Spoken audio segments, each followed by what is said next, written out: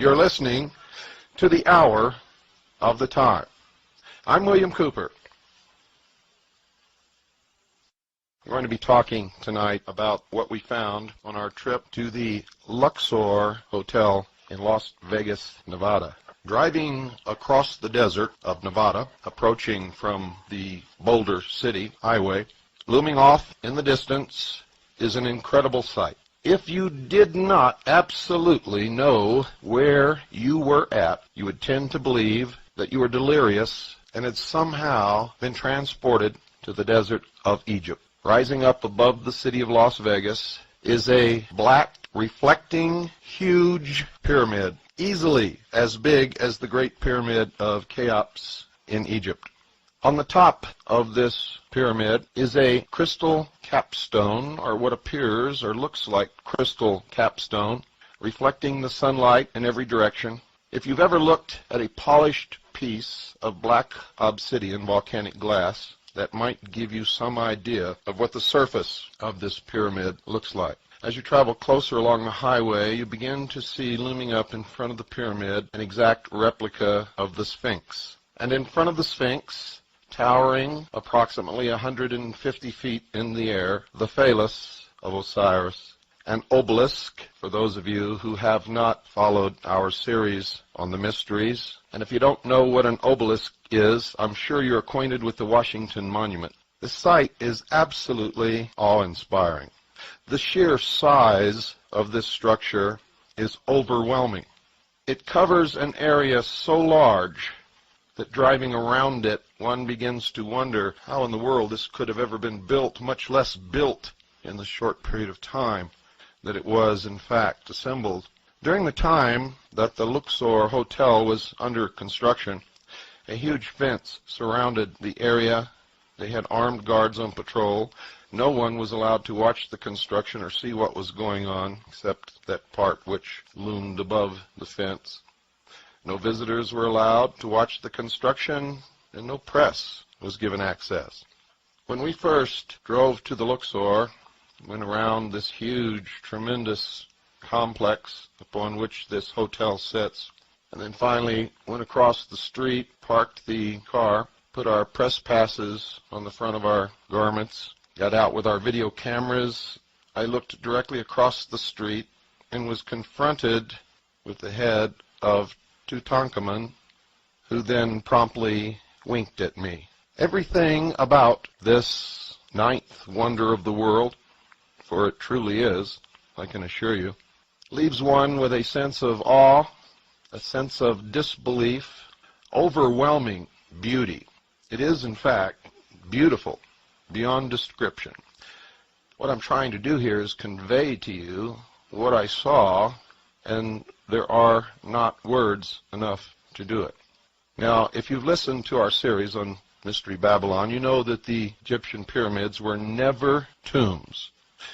They were not burial places or crypts for the bodies of kings or queens or anyone else. They were temples, great temples of the mystery religion, and they functioned for the purpose of initiation. This video will prove that America today is in fact Egypt, and just like Egypt too. Now you may be wondering, why do I have a map of Egypt open right here, as you can see? Take a good look at Egypt, today's modern Egypt. What do you see? What is that giant river that flows down Egypt and is said to be the cradle of civilization? What gives Africa and mostly all of Egypt life? The Nile River. And as you can see, it flows all the way down, and you see much of civilization started with this river, as all these cities are all based around the river, including Thebes. But what else do you see? On this river, you see that about 30% of the land is separated to the east and about 60 or 70% to the west of the river. Now, what else do you see? On this river, you see a city called Memphis. And if I zoom in a little bit, it's just south of Cairo Memphis, right here. Where else have I heard that before? Let's keep going. Okay, so if we go here, what is one of the longest rivers in America? Not the longest, but one of them. The Mississippi. Wow, just like the Nile for Egypt. Yeah, Mason Bible. Totally demonic. Well, for Masonic use. So they've got alternate definitions of words. But what really shocked me the first time I picked this up, sun god, Ra, Amen, the Father of gods, the Creator, published in the Freemason Bible, which is, near as I can tell, it's a King James version. People like Jordan Maxwell and the woman who made Ring of Power, they try and mix up language and they say, oh, well, when you say Amen at the end of a prayer, you're really, this is who you're saying your prayer to, Amen Ra. Well, that's a lie. No, Amen is Hebrew for so be it, or it is so. So be it, or something. I think like it's that. so be it.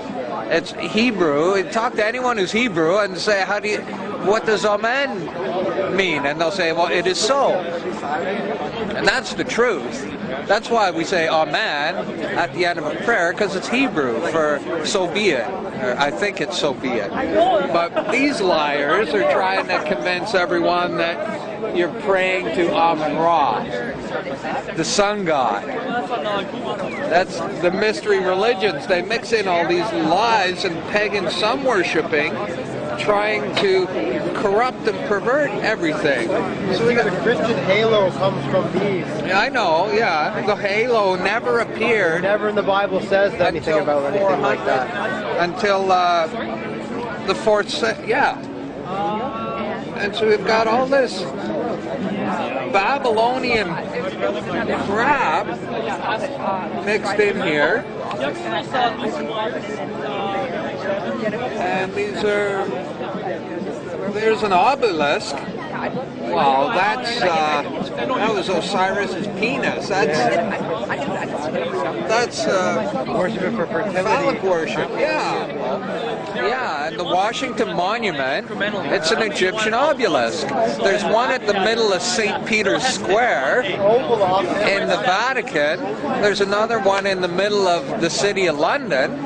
These Egyptian obelisks, what are they doing all over the planet? The Oval Office is actually a female genitalia. Yeah. And the steeple is actually penetrating it. If you look Well, yeah, at it from a certain angle, it's a steeple penetrating the Oval Office, which is a female. You just need to watch Christian J. Pinto's are about the history and blah, blah, blah. But then you flip to the back, and there's all this Egyptian, Babylonian account of the building of the walls and temples of Babylon. I think it's interesting that Saddam Hussein actually believed that he was Nebuchadnezzar.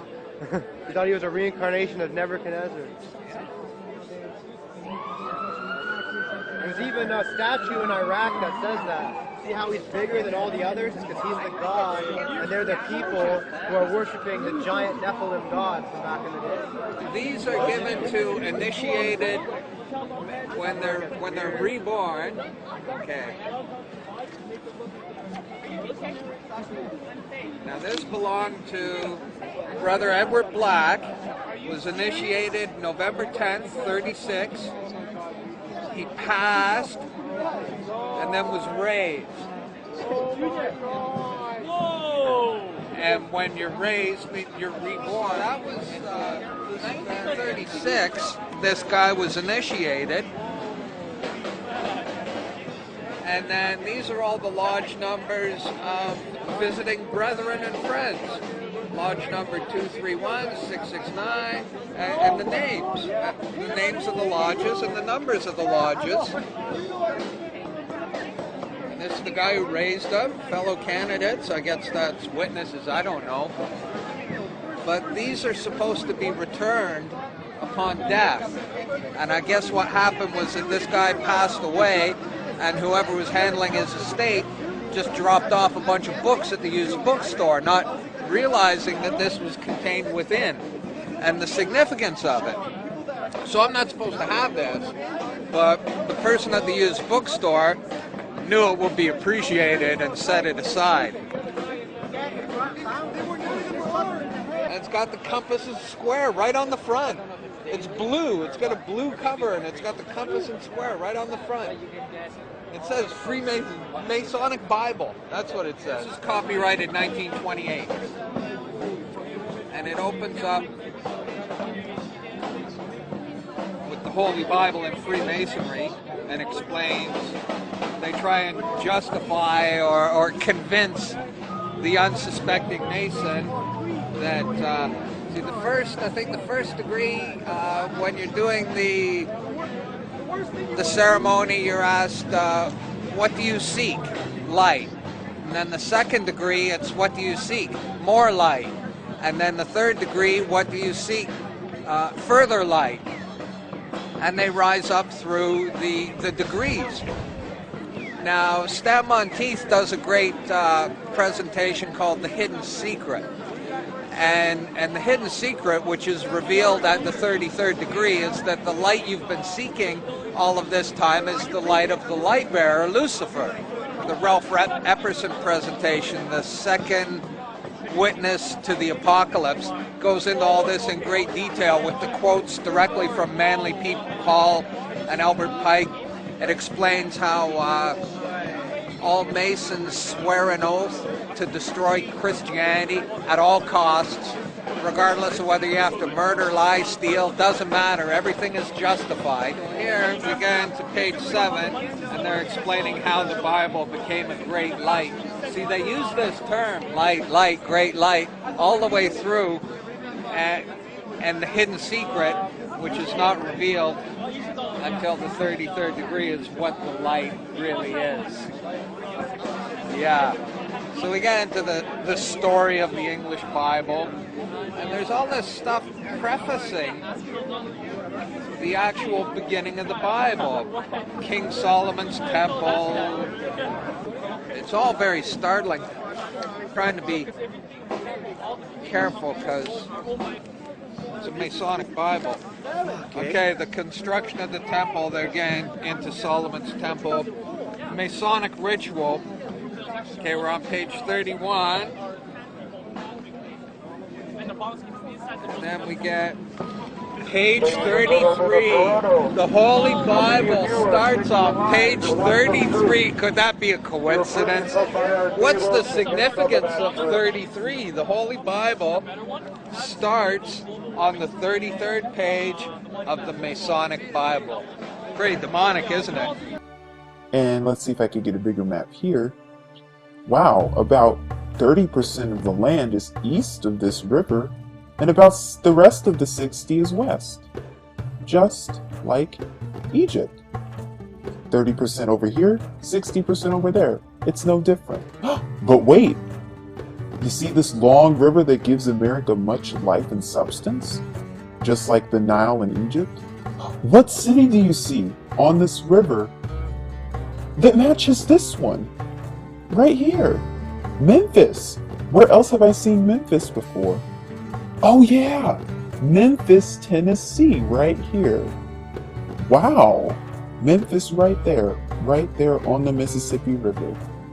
Just like Memphis, Egypt on the Nile River. Is that a coincidence?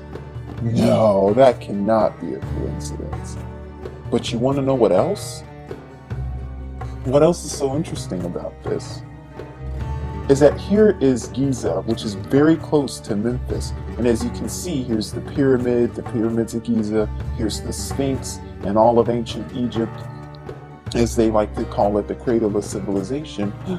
Is there a pyramid in Memphis, Tennessee? Yes, there is, right here. And look, it's right off the water. Look, it's right off the Mississippi River, right there. There it is, there you see it. You see a pyramid right here in Memphis, and the Mississippi right here. Just like you see the ancient pyramids right here right close, right next to the Nile River, in a city that's on the Nile called Memphis, in Africa's longest river, the river that gave life civilization, just like the river that gives America civilization right here, the Mississippi. And you see Memphis right there on that river. Wow, is that a coincidence? Doesn't look like it. So it looks like to me that, in fact, America is ancient Egypt all over again, because I see a pyramid right here in America today. But that's not all. Where else do we see more facts and proof of ancient Egypt here in America today? Well, let's keep going. As we see here, we're back in Memphis, we're back at the pyramid. Look who's there! They have a statue of Ramses the Great right in Memphis, right in front of the pyramid. Wow! An ancient pharaoh that was probably worshipped as a god back then, right in front of the pyramid, in current day, modern day Memphis, Tennessee. Just like they have the Sphinx right in front of the pyramids of Giza, close to Memphis, Egypt. Wow! Is that a coincidence either? It doesn't look like it, but let's keep going. According to this map, if we go a little bit south, we can find the Luxor, which is in about this area here of modern day Egypt. It's still on the Nile. Now, why is that important? Because Luxor is in fact an ancient city in Egypt, in an ancient area. And as we see Heliopolis right here, what does that mean? The sun. It has to do with reference to the sun. Where else do we see a pyramid in today's Egypt, America, with the Luxor? I know! The Luxor Hotel in Las Vegas. This is a picture of the ancient city of Luxor, and look at what you see. You see a big phallic symbol of the obelisk, which is the phallic symbol and is embedded with sun worship and Nimrod worship and ancient god worshiping, and is in fact abominable with ancient statues and everything else. But where else do you see a pyramid and the Luxor? Here in Las Vegas. I see a pyramid right here in Las Vegas. And I see a Sphinx here in Las Vegas as well. Wow, is that a coincidence? Could this be telling me that America is in fact modern day Egypt? Yes, it is. Because I see a pyramid here in Las Vegas. I see pyramids all over the place. I see a pyramid here in Memphis that's on the Mississippi River, just like Memphis, Egypt on the Nile River. I see it here with the statue of Ramses the Great in Memphis, Tennessee. Just like in Memphis, Egypt, they have the Sphinx in front of the pyramids right near the Nile. And as you can see here, or here, the Mississippi River. Wow, and they have a Sphinx right here. And a pyramid right behind it. Wow, what does that piggyback off of? This. It's the same thing, and it's in Las Vegas. Wow, the city of sin. Is that interesting? It's also parallel and a piggyback ride of the city of lights, just like Paris. And by the way, the Eiffel Tower is not pretty when you know that it is in fact a phallic obelisk, representing sun worship, just like Las Vegas, just like Memphis. Wow, and they both represent Egypt. Indeed.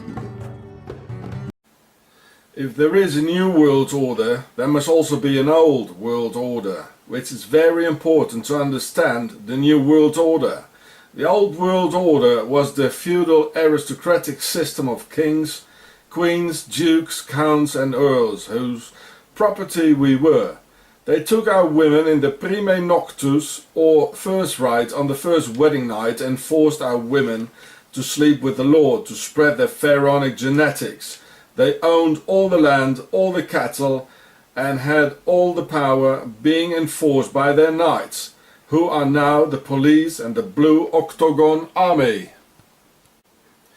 So you think they just left it all and just vanished? No. It was this old world order which became the new world order. because the aristocracy were having too many internal wars where all of them wanted to be king or lord of the castle, and there were more and more of them. So it was decided that any one of them could be the king for a period of 4 years, elected by their slaves, the demos in Greek. And so democracy was born. And because there were too many uprisings and revolutions going on, they decided to become invisible and hide in secret Freemason lodges, being the reason that Freemasons are still attracted to swords, castles, ancient rituals and pharaonic symbols. Especially communism and the Russian Revolution became a real threat to them, killing all the royals and tsars. This is why in fact a counterpart had to be invented to defeat the threat, Nazism. And over these two, they had the Western world and privileged capitalism of their financial elite to finally defeat both communism and Nazism. And now they just smile and say, have a nice day. Next to this, there's also the highly organized Templars of Octagon and their base Switzerland, where all the money is. The Templars were like young, wild, revolutionary aristocrats, rebels like, who had to fight for their kingdom, as they were only second or third sons, who therefore had no rights, and it was they who finally came up with the idea of democracy and Freemasonry, thus putting the old monarchies and the French king Philippe le Bel in rage, because he didn't want to give up his kingdom to the new system of the New World Order, where all these pharaohs could have a chance. So the Templars founded Switzerland, taking their Templars' treasure with them. And today we still belong to them as their slaves, and that is why we have a passport or ID with a number on it, being our registered slave number of the aristocracy, which we have to show every time their police knights of Octagon commands us to control the flock. Not even the passport itself belongs to us, but it's the property of the state and aristocracy. Neither our children belong to us, they are the property of the state, whom they can take away from us whenever they please, as being their future flock of slave stock. They can arrest you whenever they want, they can put you in prison whenever they please. This is what I had to find out in Octagon, Switzerland, that we are their property, who can steer our lives through terror, lies and injustice.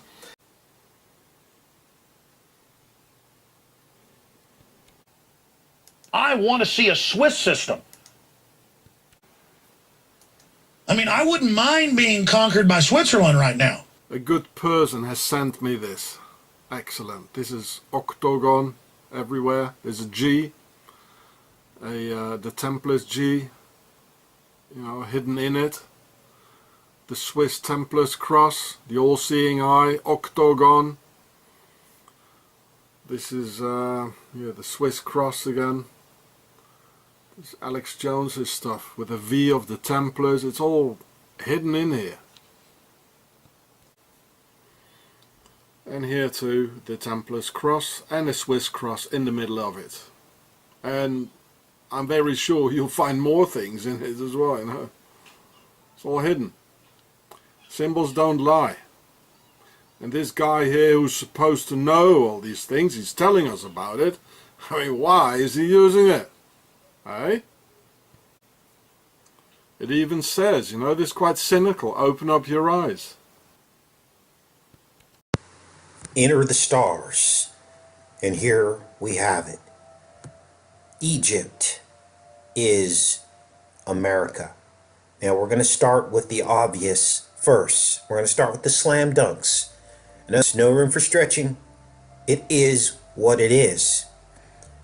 This is the Nile Delta of Egypt and its ancient cities. Some of these names you'll recognize: Giza, Cairo, Alexandria.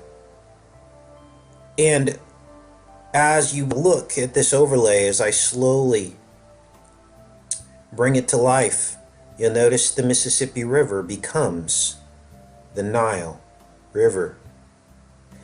Now we're going to start, like I said, with the slam dunks. Cairo, Illinois. Memphis, Tennessee. Cairo, Egypt. Memphis, Egypt. There you see they are exactly where they should be on the map. And the other ones that I found was Tanis Crescent Street, right next to Tanis, Egypt. That was in Toronto. We also have Buteau Lake in Michigan, right where Buteau is in Egypt. We also have Alexandria, Minnesota, very close to Alexandria, where St. Mark, the apostle, brought Christianity to Egypt. Now those are the obvious. Now let's look at the not so obvious. And this is what takes critical thinking, because we also have other overlays. As you begin to look at this, you see Mississippi becomes Maydom, Louisiana becomes Lehun, May, Miss, Le, Luz, and Heraclopolis becomes Houston. Now, when we look in Texas, we see Dallas, and we see a little place in Dallas called Little Egypt, Texas, and I did some research on Little Egypt, Texas, and this is what I found. You see, the big joke is that none of us were ever free. We were just sold into a different kind of bondage. The dollar. Yes, the dollar. We've never been free in this country. Taxes have always plagued us, forcing us to live in grids, taking away farmers' rights to be self-sufficient and trade with one another without the beasts having their dirty, grubby little hands in the middle of it. This is Little Egypt, Texas, an African-American community in Texas founded after the Civil War. It was located within the Dallas city limits, north of Northwest Highway. Now I've mapped this out in Google Earth.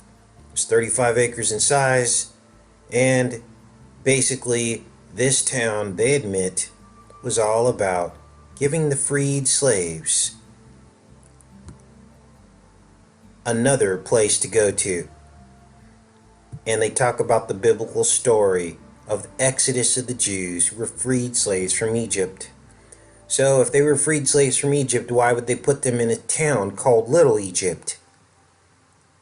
You see, since then, all the residents have basically sold out and went into other areas. There was no water supply in Little Egypt. They did build a church. And this is Little Egypt, Texas. 35 acres, right at the edge of Dallas, the north edge. Little Egypt, Texas.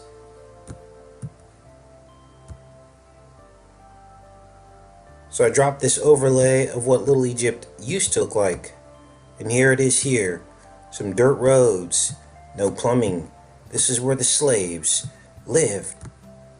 We thought that they were free, only to enter into another financial system that would enslave them all.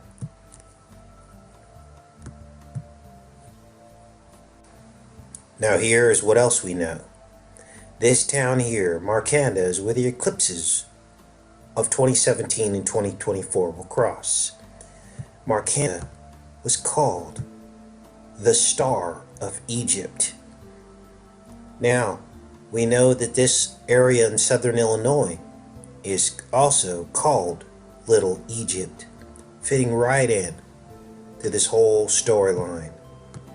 We also see over here the Red Sea, which seems to follow the coastline of the East Coast. You can't make this up. This is what's going on here, you guys.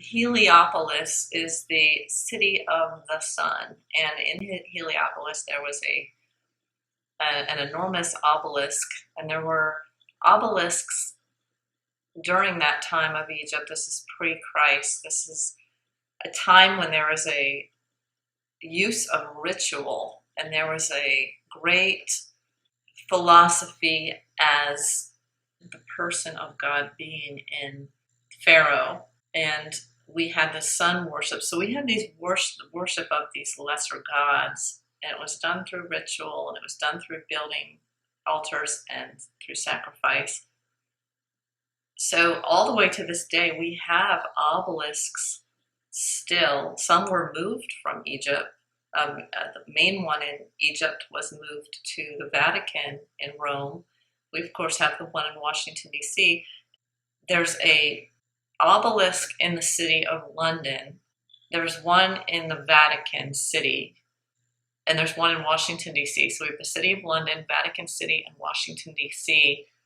that have a strategically placed obelisk. And this is the symbol of Baal. This is sun worship. There's a truth that we have to get deeper, because we never get free just by knowing truth. That's eating from the fruit of knowledge of good and evil. The London is known for finance.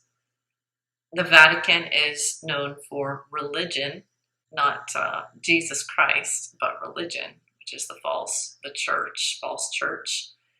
And then Washington, D.C. is the head of military. This is on a global level. So globally, we see London, the head of finance, Vatican, head of religion, Washington, head of military.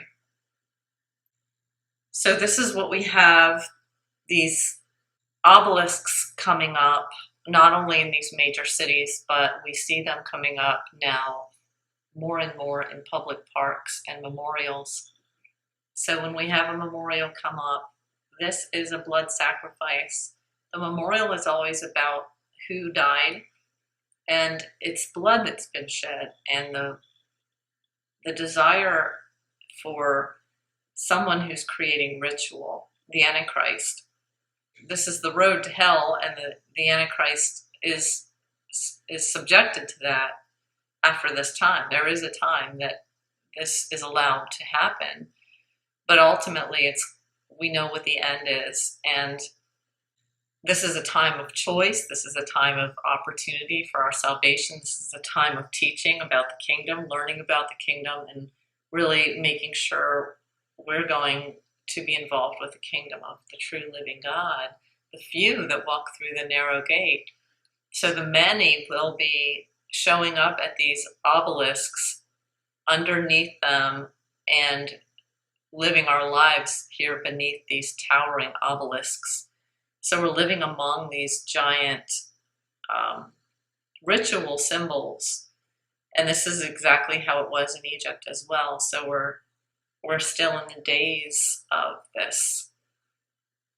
People being tempted away and pulled into. And the interesting thing that I always think about is that Lucifer is a deceiver and a liar, and people have to be deceived to go toward him, to believe in all these false doctrines, and to think that these ritual objects are just because, oh, we're remembering a memorial, we're remembering an event, we're sad about that, and we want to honor the people who died. And no, that's not what that is. But we have to be tricked into that, because we wouldn't be, if we knew what it really was, we wouldn't be laying down our flowers at these memorials, and we wouldn't be filling ourselves with emotions and regret and grief and loss at these memorials, these places of just pulling in through your soul, through these forces, pulling you in through your emotional soul into these tragedies, recycling you into these tragedies, keeping you trapped into these plane crashes and wars and all of these memorials that we have. When you're in Christ, all things are made new. You become new and you leave the past behind. And these memorials are Antichrist. They're making you relive tragedy. And this stuff is already looped in the media. We have to always be reliving things through these themes that come up in the movies. We're always revisiting these things. And this is why we have the race relation problems. This is always some thing that's created to remind us of our past, this past of slavery, and we must always remember we are all, it doesn't matter what color our skin is, we are all saved in Christ if we choose to be. And we can leave it all behind, and that history is gone, and there's no need to remember it. The only thing that we need to keep our focus on is Christ, keep our eyes on the kingdom. If we're looking back, we're in trouble.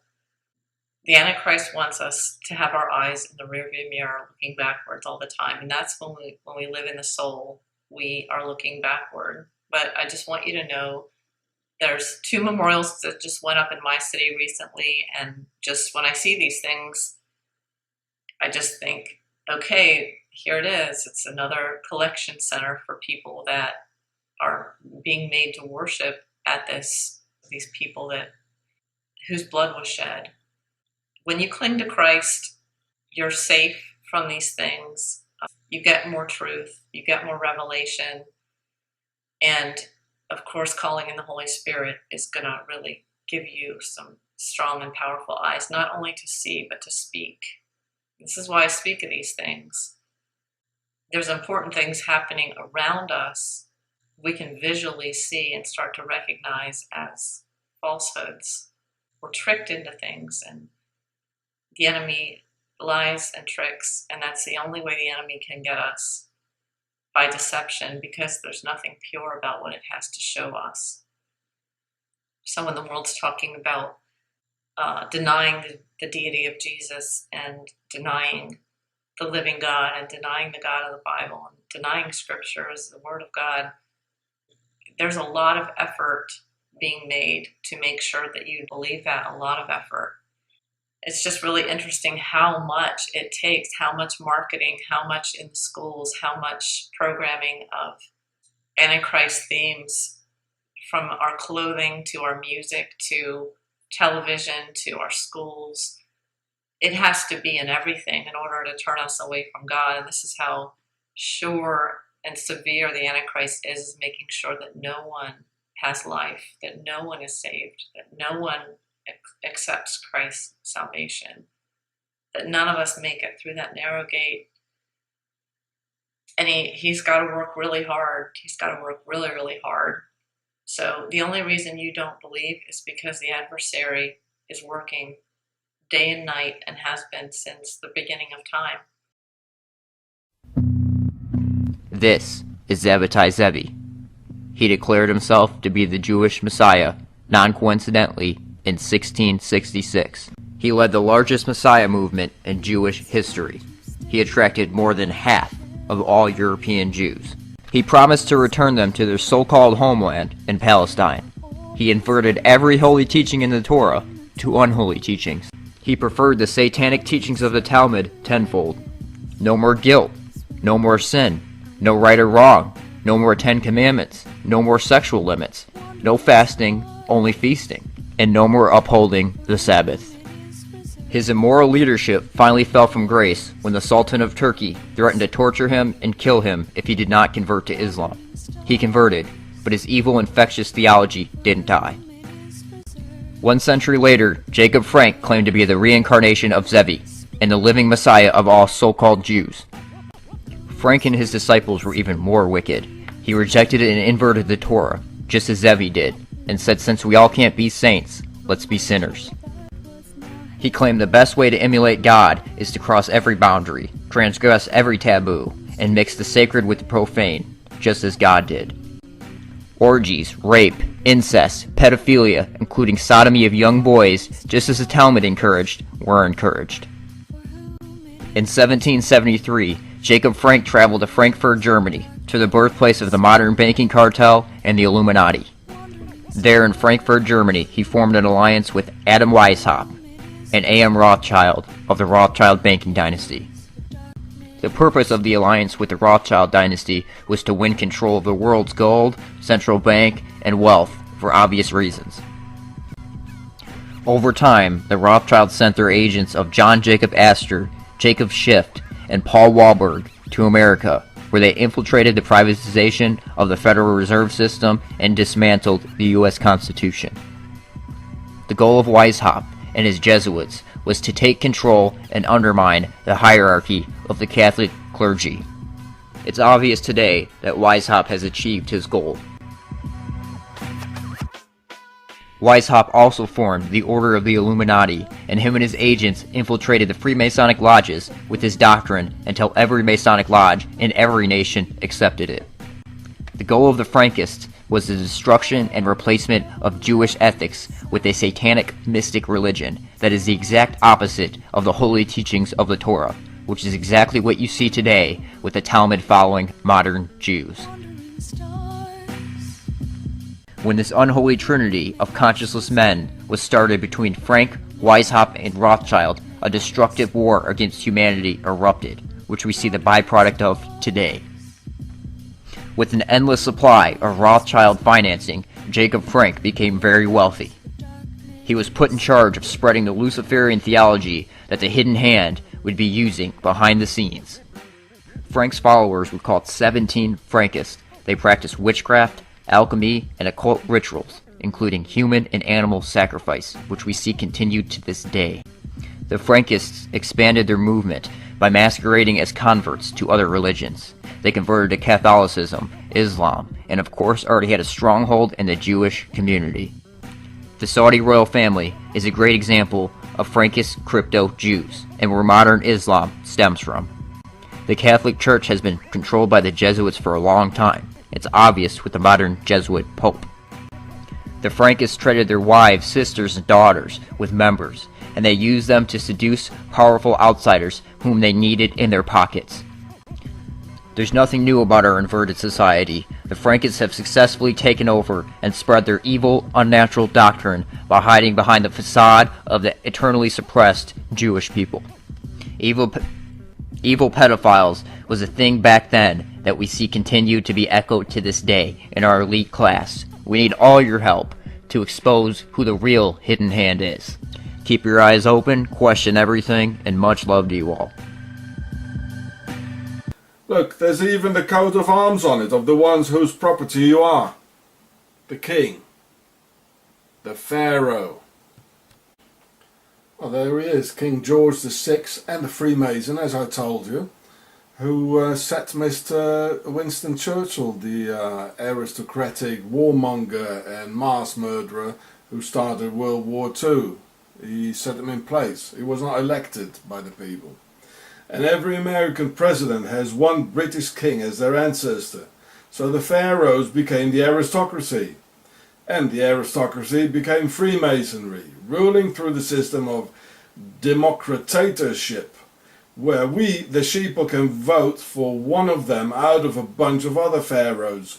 In the Middle Ages, we were owned by kings and queens, earls and counts, barons and lords, tsars, dukes, duchesses, countesses, baronesses, archdukes,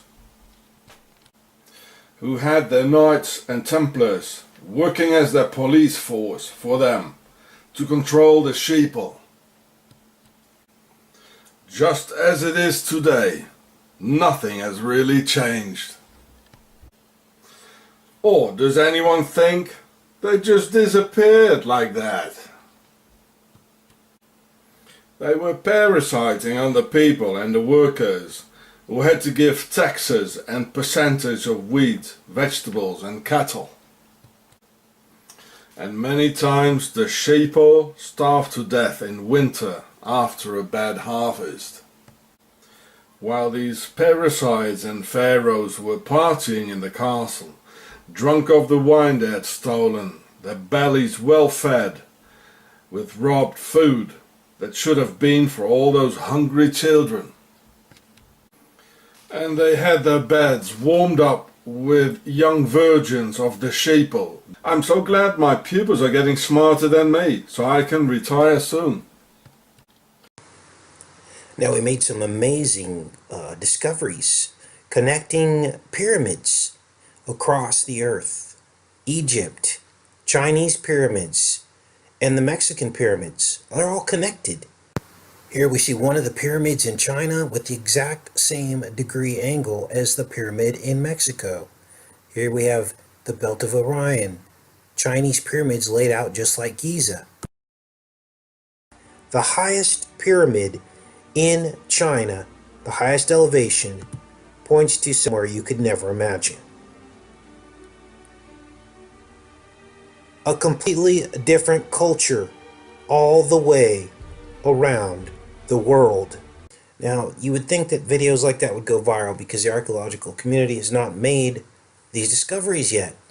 These are Google Earth discoveries connecting these ancient pyramids beyond a shadow of a doubt.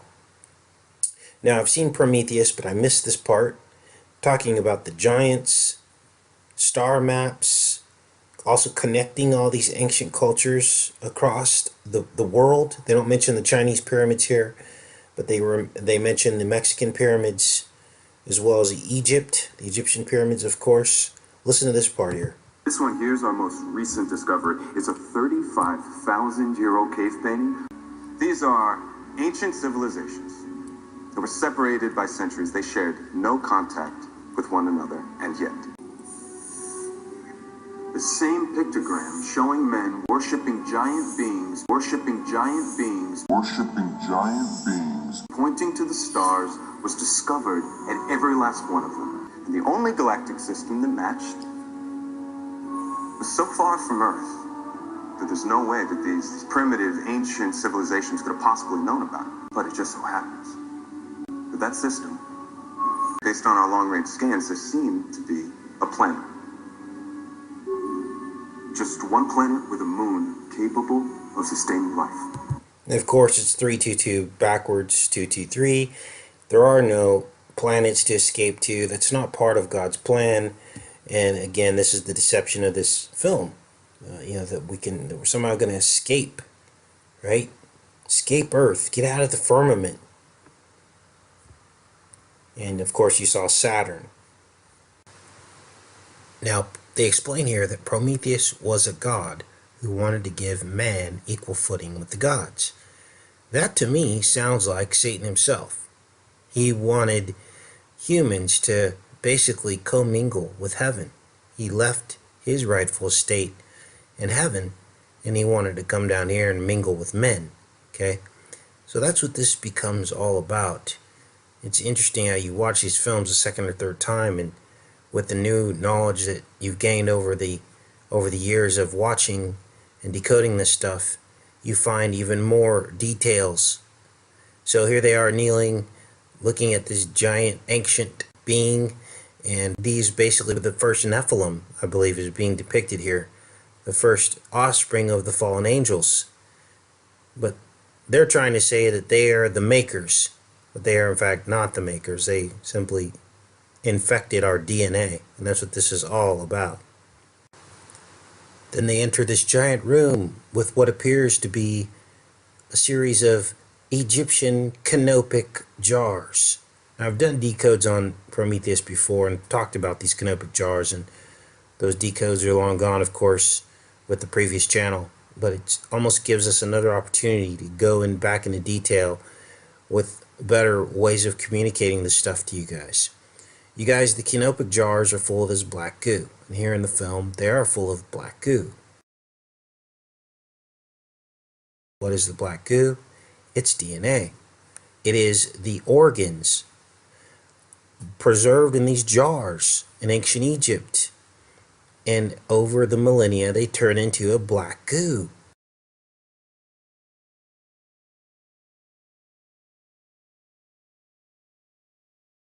This is the fallen angel Nephilim DNA. And they preserved it because one day they knew that they would rule on earth, as the Bible says. It'll be like the days of Noah. They will get all their power back, and they'll be able to reanimate themselves. So if you think these people aren't walking amongst us, you got a different thing coming, you guys. We're in the last days. All this is about to happen again. My son, heretofore you have been taught to act a dissembler among Roman Catholics, to be Roman Catholic, and to be a spy even among your brethren, to believe no man, to trust no man, among the Reformers to be a Reformer, among the Huguenots a Huguenot, among the Calvinists to be a Calvinist, among other Protestants generally to be a Protestant, in obtaining their confidence, to seek, even to preach from their pulpits, and to denounce with all the vehemence in your nature our holy religion and the Pope, and even to descend so low as to become a Jew among Jews, that you might be able to gather together all information for the benefit of your order as a faithful soldier of the Pope. You have been taught to insidiously plant the seeds of jealousy and hatred between communities, provinces, and states that were at peace, and incite them to deeds of blood, involving them in war with each other, and to create revolutions and civil wars in countries that were independent and prosperous, cultivating the arts and sciences and enjoying the blessings of peace. To take sides with the combatants, and to act secretly with your brother Jesuit who might be engaged on the other side, but openly opposed to that with which you might be connected, only that the Church might be the gainer in the end in the conditions fixed in the treaties for peace, and that the end justifies the means. You have been taught your duty as a spy to gather all statistics, acts, and information in your power from every source, to ingratiate yourself into the confidence of the family circle of Protestants and heretics of every class and character, as well as that of the merchant, the banker, the lawyer, among the schools and universities, in Parliament and legislatures, and the judiciaries and councils of state, and to be all things to all men, for the Pope's sake, whose servants we are unto death.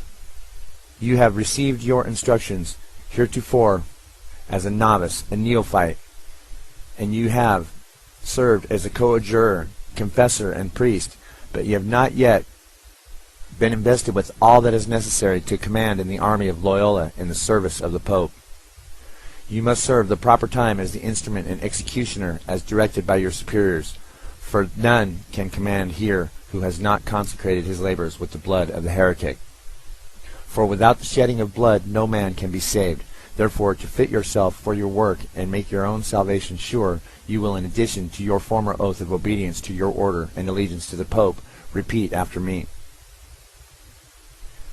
I, now in the presence of Almighty God, the Blessed Virgin Mary, the Blessed Michael the Archangel, the Blessed Saint John the Baptist, the Holy Apostles Saint Peter and Saint Paul, and all the saints and sacred hosts of heaven, and to you, my ghostly Father, the Superior General of the Society of Jesus, founded by Saint Ignatius Loyola in the pontificate of Paul III, and continued to present, do, by the womb of the Virgin, the matrix of God, and the rod of Jesus Christ, declare and swear that His Holiness the Pope is Christ's vice-regent, and he is the true and only head of the Catholic or Universal Church throughout the earth, and that by virtue of the keys of binding and loosing given to His Holiness by my Savior Jesus Christ, he hath power to depose heretical kings, princes, states, commonwealths, and governments, all being illegal without his sacred confirmation, and that they may be safely destroyed. Therefore, to the utmost of my power I shall and will defend this doctrine of His Holiness, right and custom against all usurpers of the heretical or Protestant authority whatsoever, especially the Lutheran of Germany, Holland, Denmark, Sweden, Norway, and the now pretended authority and churches of England and Scotland, and branches of the same now established in Ireland and in the continent of America and elsewhere.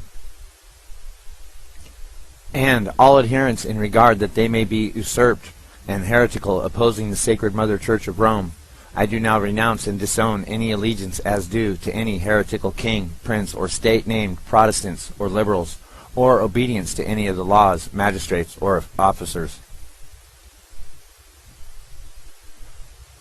I do further declare that the doctrine of the churches of England and Scotland, of the Calvinists, Huguenots, and others of the name Protestants or Liberals, to be damnable, and they themselves damned who will not forsake the same. I do further declare that I will help, assist, and advise all or any of His Holiness agents in any place wherever I shall be, in Switzerland, Germany, Holland, Denmark, Sweden, Norway, England, Ireland, or America, or in any other kingdom or territory I shall come to, and do my uttermost to extirpate the heretical Protestants or Liberals' doctrines, and to destroy all their pretended powers, regal or otherwise. I do further promise and declare that, notwithstanding I am dispensed with to assume my religion heretical for the propaganda of the Mother Church's interest, to keep secret and private all her agents' counsels from time to time, as they may entrust me, and not divulge, directly or indirectly, by word, writing, or circumstance whatever, but to execute all that shall be proposed, given in charge, or discovered unto me by you, my ghostly father, or any of this sacred covenant. I do further promise and declare that I will have no opinion or will of my own, or any mental reservation whatever, even as a corpse or cadaver, but will unhesitatingly obey each and every command that I may receive from my superiors in the militia of the Pope and of Jesus Christ, that I may go to any part of the world whithersoever I may be sent, to the frozen regions of the north, the burning sands of the desert of Africa, or the jungles of India, to the centers of civilization of Europe, or to the wild haunts of the barbarous savages of America, without murmuring or repining, and will be submissive in all things whatever communicated to me. I furthermore promise and declare that I will, when opportunity present, make and wage relentless war, secretly or openly, against all heretics, Protestants, and Liberals, as I am directed to do so, to extirpate and exterminate them from the face of the whole earth, and that I will spare neither age, sex, or condition, and that I will hang, waste, boil, flay, strangle, and bury alive these infamous heretics, rip up the stomachs and wombs of their women, and crush their infants' heads against the walls, in order to annihilate forever their execrable race. That when the same cannot be done openly, I will secretly use the poisoned cup, the strangulating cord, the steel of the poignard, or the leaden bullet, regardless of the honor, rank, dignity, or authority of the person or persons, whatever may be their condition in life, either public or private, as I at any time may be directed to do so by any agent of the Pope, or superior of the Brotherhood of the Holy Faith of the Society of Jesus. In confirmation of which, I hereby dedicate my life, my soul, and all my corporal powers, and with this dagger which I now receive, I will subscribe my name, written in my own blood, in testimony thereof, and should I prove false or weaken in my determination, may my brethren and fellow soldiers of the militia of the Pope cut off my hands and feet, and my throat from ear to ear, my belly opened and sulphur burned therein, with all the punishment that can be inflicted upon me on earth, and my soul be tortured by demons in an eternal hell forever. All of which I do swear by the Blessed Trinity and blessed sacraments which I am now to receive, to perform, and on my part to keep inviolable, and do call all the heavenly and glorious hosts of heaven to witness the blessed sacrament of the Eucharist, and witness the same further with my name written, and with the point of this dagger dipped in my own blood, and sealed in the face of this holy covenant. I can assure you that the Luxor Hotel in Las Vegas is a temple of initiation for the masses, the millions upon millions of people who visit that city each year. Probably billions. Not just from America, but primarily from America, but also from around the world. For every single bit of symbolism connected with the mysteries is built into this hotel, beginning with the obelisk, which represents the generative force, the Sphinx, which is to remind mankind that he is, after all, only an animal who can think, and therefore is always engaged in this constant battle between the animal and the intellect. And then the great temple of initiation, the pyramid, this one with capstone intact, crystalline in nature, representing, as the sun reflects and glints off of every faceted side of it, representing the all-seeing eye, To give you some idea of the size of this structure, inside the building on the ground floor, 9 Boeing 747s would fit comfortably with no crowding and no problem. 9 Boeing 747, and those are the huge passenger jets. 9. Inside the building there is an obelisk which begins at the lowest floor, which is below the ground floor actually. Begins on the lowest floor, comes up through the casino onto the upper deck and points directly at the center apex, the zenith of the pyramid, is another obelisk. It is an incredible sight, ladies and gentlemen. Everywhere you go there are Egyptian hieroglyphics, scenes of all of the ancient gods. Remember I told you all the old gods are returning? Boy, are they ever. The whole story of the Osirian cycle is unfolded. The Nile River is there, and in fact, the Nile River circumnavigates the entire lower level, and they have great Egyptian barges upon which people ride around the inside perimeter of this great pyramid. The rooms are all built into the outer walls. There are no rooms inside the walls. They are in the walls of the pyramid, and each floor is on a level that juts out above the floor below it all the way up. The elevators are inclinators, and they travel up to the different floors. 4 elevators are inclinators, one at each corner of the pyramid. The space inside this building is awesome. It's overwhelming. As you travel up the escalator and walk down the steps into what appears to be a city within a pyramid, in the midst of which is this huge obelisk pointing toward the apex above. Lasers of different colors flash and cross the air in front and around and over you everywhere you go. There are lights, and there are television sets every which way you turn, of every conceivable size, until you finally stand and you're looking up at the side of what appears to be a skyscraper inside this pyramid, on the side of which is a huge television screen, and it reminds you of George Orwell's 1984. That immediately comes to mind. For everywhere you look, there are eyes and television sets, just as what was described in 1984, or in Huxley's Brave New World. There is no doubt whatsoever that the people who built this resort hotel were not only well versed in the mysteries, but were experts, are experts in the mysteries. They understood everything. There is a 3-chapter episode consisting of 3 different rides or experiences, whatever you want to call it, called The Search for the Obelisk. And everywhere there are screens giving you little previews of these 3 different episodes or chapters. And you need 3 different places to go to experience this over a period of time. And they are urging you to come join the quest. If you read my book, and if you've paid attention during the Mystery Series broadcasts of the Hour of the Time, you know that at the heart and soul of all of what's happening in the world is the order of the quest. Benjamin Franklin talked about the order of the quest. He, in all actuality, was a member of the Order of the Quest. He was also a Freemason. He was also the Grand Master of the Lodge of 9 Muses. Thomas Jefferson was a member of this Order of the Quest, as was George Washington and just about every one of our forefathers.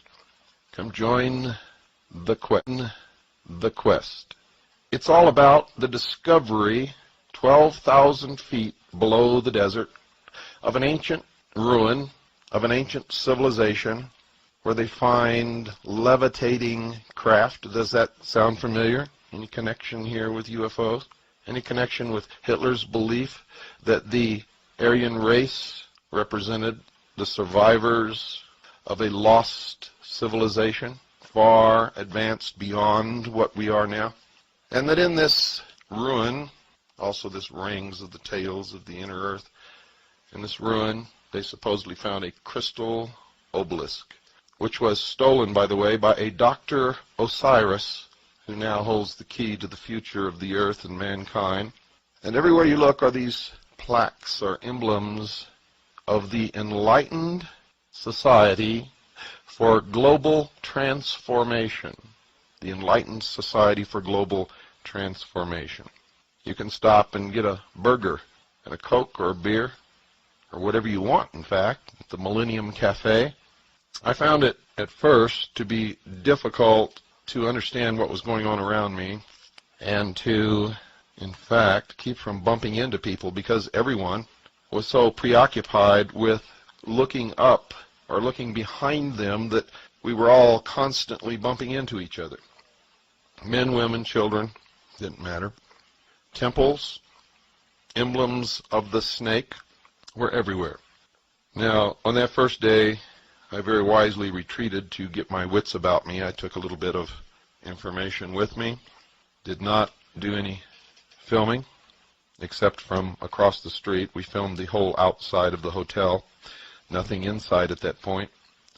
Because, to tell you the truth, we were a little overwhelmed and didn't quite know where to start. I wondered how in the world this had come about. I found out through asking questions that the hotel and the grounds, the complex, the Sphinx, the obelisk, everything had cost $400 million. Paid for in cash, not one penny was taken out in loan to build this hotel. Now, if you ever had dreams of going to Las Vegas to win your fortune, I would suggest you take those dreams, put them in an iron box, lock them up, and throw them in the deepest river that you can find. For that $400 million, ladies and gentlemen, represents only the Luxor Hotel, and it came out of the pockets of all of the visitors to Las Vegas who had visited these hotel casinos. The Circus Hotel Casino, the Excalibur Hotel Casino, the Slots of Fun Casino and Silver City Casino, the Circus Hotel Casino in Reno, Nevada, the Colorado Bell Hotel Casino in Laughlin, and the Edgewater Hotel Casino in Laughlin. For it is the group that owns this conglomerate of hotels that built the Luxor. And it became no surprise to me to find out that it was Circus, which had also built the Excalibur Hotel. And if you listen to our series on the mysteries, you know that the Roman circus was built to take the attention of the people away from the emperor, to give them the games, to quench their thirst for blood and excitement, so that when they went home at night they were exhausted and didn't feel like rebelling. And it served the emperor well. Just as the pharaohs never disappeared, the nobility never lost their power either. The word aristocracy is pharaonic, aristocracy. A means big or pregnant, and Ri means the sun, meaning those who come from the sun. Just as the Aryans, the Indo-Germanic nobility and upper class, Aryan is from Arion, as in aristocracy, which means that those who came from the sun with their blue blood and all their ruling, and they still do. Don't be mistaken. And here at this royal ball, well, we can see the pharaoh here. So, you know, that's where they came from. It's the same. That's just the same.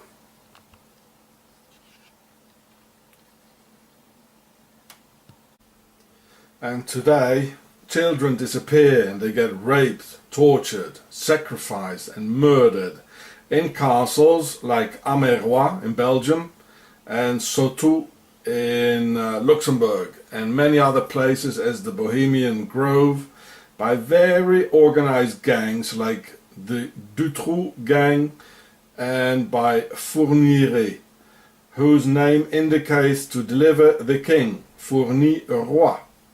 without children in this case.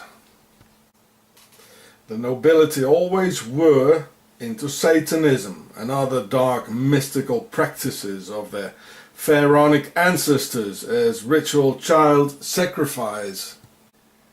They always did and they always will, protected by their knights, police and authorities. In the 18th century there was Marquis de Sade, where the word sadism actually comes from. So I don't have to tell you what his favourite pastime hobbies were about. Napoleon Bonaparte finally put him in prison for 10 years after his arrest in 1801, and he died in 1814. Prince Charles publicly admitted in 2011 that he's a descendant of the Prince of Wallachia, or Vlad Dracul, the Impaler of Transylvania, as we know him. He lived from 1431 till 1476, and his favourite hobbies were torture and impaling. Impaling means having implanted a stick up yours, coming out from the mouth and then set up in the ground vertically, being his interpretation of a crucifixion. Well, look at the 8-pointed star on his forehead. That's octagon, right? Nobility. He did this to 100,000 people, mostly Saxons, and even the Ottoman Muslim army turned around and went back when they came to a forest of 20,000 impaled. From 1730 to 1801 we had the Russian nobility under the Tsar with Darya Nikolaevna Saltykova, torturing and murdering at least 200 people. This is the nobility, folks. They always did it, and they never stopped doing it. From 1560 to 1614, Countess Erzsébet Báthory of the Hungarian nobility, also called the Blood Countess, tortured and murdered 650 virgins of the Sheeple, because she believed that bathing in a virgin's blood would keep her young forever. She and her fellow aristocrats even constructed an ingenious metal structure in which the victims could bleed to death, still being alive and sadistically tortured on the way. So this is the coat of arms of the royal Báthory, of the Blood Countess. Ex-President Sarkozy of France comes from the Hungarian aristocracy, being related to the Blood Countess, as the pharaonic part Tsar in his name means king in Demotic. And this is the Blood Castle, where she was imprisoned in 1610, only because the Sheeple started an uprising after 650 of their virgins disappeared. So it took the Sheeple 650 victims to act. How typical. The American Sheeple even need more. 3,000 victims sacrificed at 9/11 for another liquid, and still counting. The Americans act big, martial and Spartanic at the shooting range, with the best goodies you can imagine, waiting though to be hauled up for the slaughterhouse, without ever having used their goodies. And watch here, we can see the airplane going through concrete and steel and coming out on the other side intact, as if nothing has happened. Oh, they made a big mistake here. Baron Gilles de Rais was an aristocratic French serial killer who lived from 1404 to 1440, who sodomized, tortured and murdered at least 600 boys and girls from the age of 6 to 18, together with his accomplices Poitou and Henriet. He used to laugh seeing his victims dying while he opened up their stomachs, admiring their intestines, a thing he was fascinated with. And look at this is his seal of his royal house of Durée. And here we can see the Templars cross just on the Swiss Army knife, the same.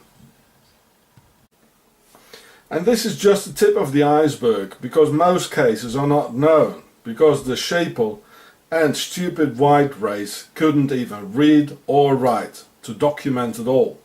So the two parasites in society were, and still are, the aristocracy and the ecclesiastical orders of the priests of Amun, who never worked and always lived of the blood of others, in some cases even literally.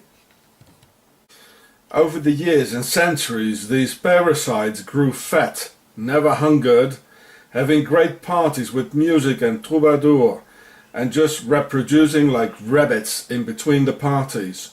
And all descendants wanted to be king or queen and have the castles. So wars broke out between them, which the sheeple had to fight out. Nice haircut. Oh, what a legs. And what a nice shoes. And once a king, he wanted to stay king forever, and then even handed over to his pedigree. So rivalry started, and after hundreds of years, wars between the kingdoms and second son aristocracy, as the Templars, etc., they finally came together and decided to elect a king by the stupid sheeple for 4 years only. And so democracy started. And due to the increasing revolts, revolutions and uprisings of hungry peasants, the parasites of the nobility decided to go underground in Freemason lodges, divided in 33 degrees, indicating in fact the degree of pharaonic genes of the noble bloodlines in their veins. And it's simply unbelievable. Yes, the Red Sea is following the coastline of the East Coast. So now when I tell you that the World Trade Center is laid out like the pyramids at Giza, you know what I'm talking about. Now it begins to make you look at World Trade Center, and we see that these three buildings, the World Twin Towers and the new Freedom Tower, are laid out like the Belt of Orion and the pyramids at Giza. And we also begin to understand now why the World Trade Center footprint has always been, since its construction in 1973, has always been aligned to 119 degrees, which is 9/11 backwards. They always knew this day was coming. And the final nail in the coffin, where are the pyramids, Casey? On the map. Where are the pyramids on the map? They are almost exactly where they should be, at Monk's Mound, in close proximity to Giza, as you can see here. And in fact, Monk's Mound is roughly the same size at its base as the Great Pyramid of Giza. And there you go. You can't make this up. You can't stretch this. It is what it is. And this is the truth. Now the question becomes, what were many of these things built? Who were they built by? They were built by the Native Americans. Did you know that the Cherokee Indians were known as giant hunters in their oral tradition? And now we see that there possibly could be a concrete link between the Native Americans and one of the Hebrew tribes that came out of the Exodus. So they built the Circus Hotel in Las Vegas, and then they built the Slots of Fun Casino, the Circus Hotel Casino in Reno, the Colorado Bell Hotel Casino in Laughlin, the Edgewater Hotel Casino in Laughlin, and then they went back to their theme and built the Excalibur Hotel in Las Vegas, which has to do all about the legend of King Arthur and the search for the Holy Grail, another quest. The Holy Grail and the mysteries has nothing to do with the cup that Jesus drank out of at the Last Supper. The Holy Grail and the mysteries, in fact, represents the bloodline of the house of David, those believed by the mysteries to have the divine right to rule.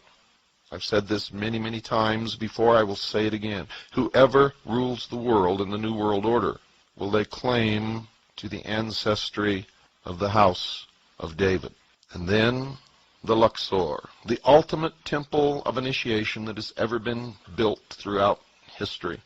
The shows that you go to in this hotel are beyond description, and you'll have to wait until you can get a chance to visit the Luxor, and I advise you all to do it. You will see verification in front of you everywhere you turn of everything that I've ever told you on this broadcast about the mystery religion of Babylon. It's all there. Nothing has been left out. As you go from show to show, you are indoctrinated slowly into the mysteries. You are told that if mankind does not change now, that the future will be bleak, if not non-existent, for mankind upon this earth. Everywhere you hear the phrase repeated, now is the time, now is the time, now is the time. The same phrase that kicked off the French Revolution and the Bolshevik Revolution is now being heard in America. And the great quest, this search for the crystal obelisk in these shows, is really symbolically the search for God, for the obelisk represents the generative force, the force of creation. It makes things happen, gets things done.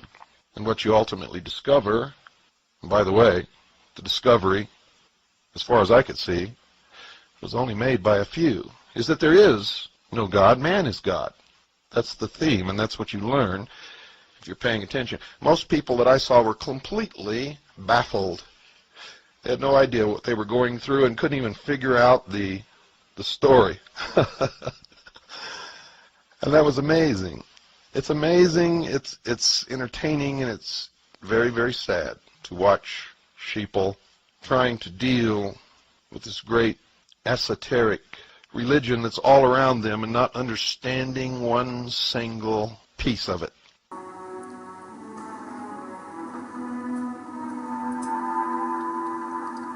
Stop, don't touch it. Now, David is the name of the android, and I believe he signifies like David and Goliath because he's the one that talks to these giants, right? And I think they find one of these giants later on. Here's the black goo coming out of the canopic jars. Organic. Now, how nobody caught this, that made this connection between this black goo being the DNA and comparing it to the canopic jars of the ancient Egyptians, I don't know. It's almost like parts of the truth community are asleep. To me, this stuff's obvious. We're looking at canopic jars, ancient Egyptian canopic jars, and this is a movie about aliens and alien DNA and giants. And I've told people that when you look at the hieroglyphs of the ancient Egyptians, they always depict the kings and pharaohs as way larger and bigger than the rest of the people in the hieroglyphs.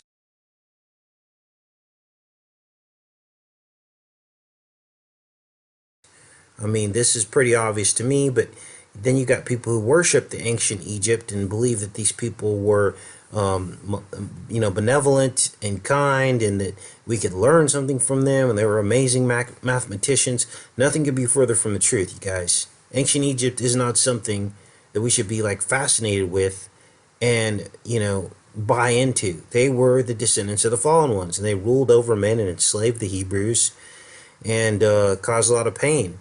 Now, God had patience with them, but in the end, he had to destroy Pharaoh. So they scan the giant's head that they captured inside this beehive-like looking structure, and the pineal gland lights up inside the giant's head.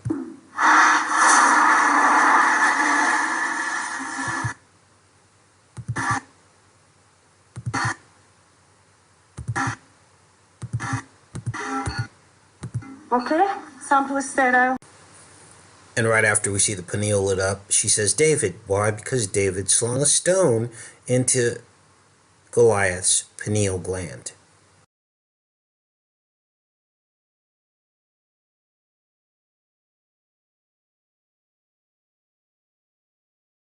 A smooth stone. Okay, sample is sterile. No contagion present. David? David? David?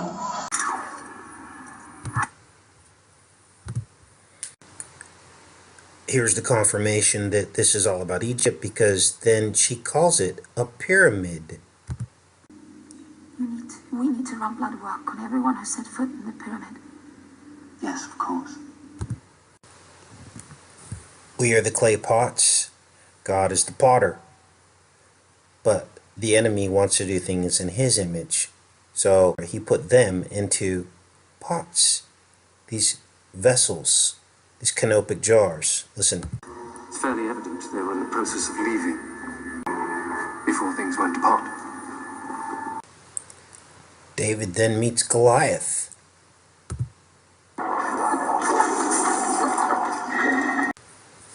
So they piece together the fact that these Nephilim giants were on their way to Earth next with this plague, this black plague, which again represents their alien DNA, to infect humanity.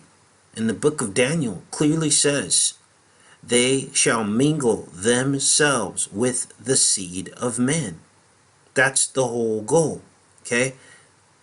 So here you see the stature. You know, this thing is a giant, and then David. So you got this David and Goliath moment here.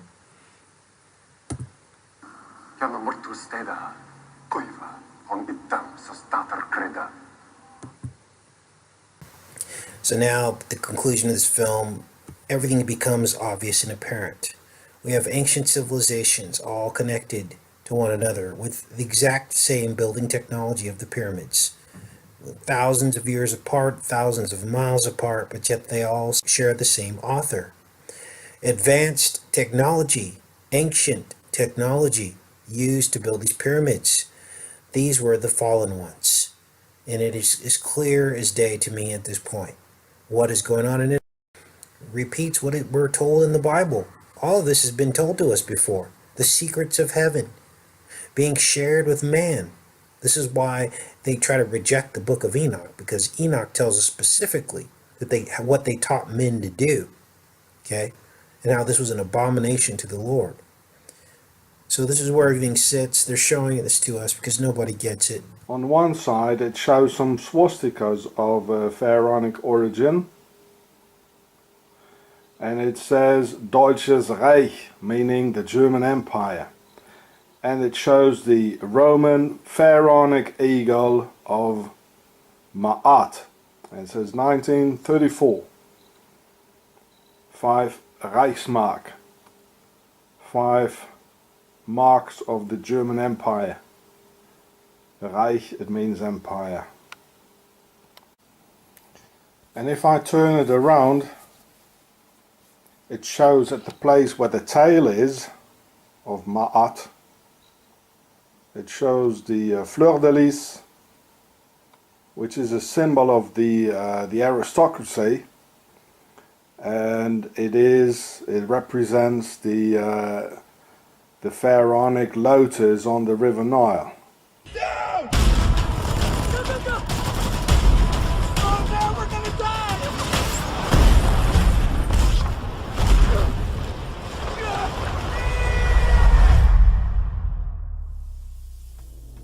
What the hell? Whatever's in there has been safely hidden for 2,000 years.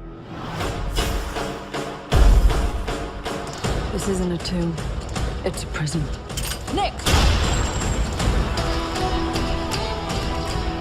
The hieroglyph said she was named Amenet, chosen to be Egypt's next queen. But her thirst for power led her down a darker path, one that had to be stopped. Because of your actions, this ancient power has returned.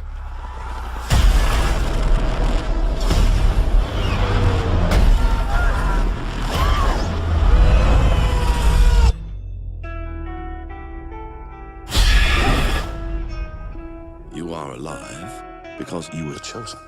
Chosen? By what? Evil.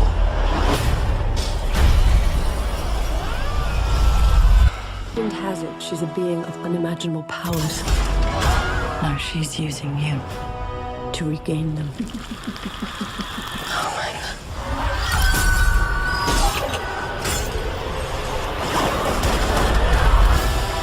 She will not stop until she has remade our world into her own.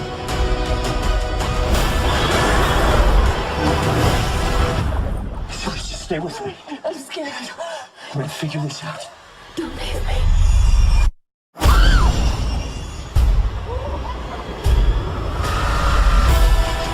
You can't run. You can't escape. She's got plans for you.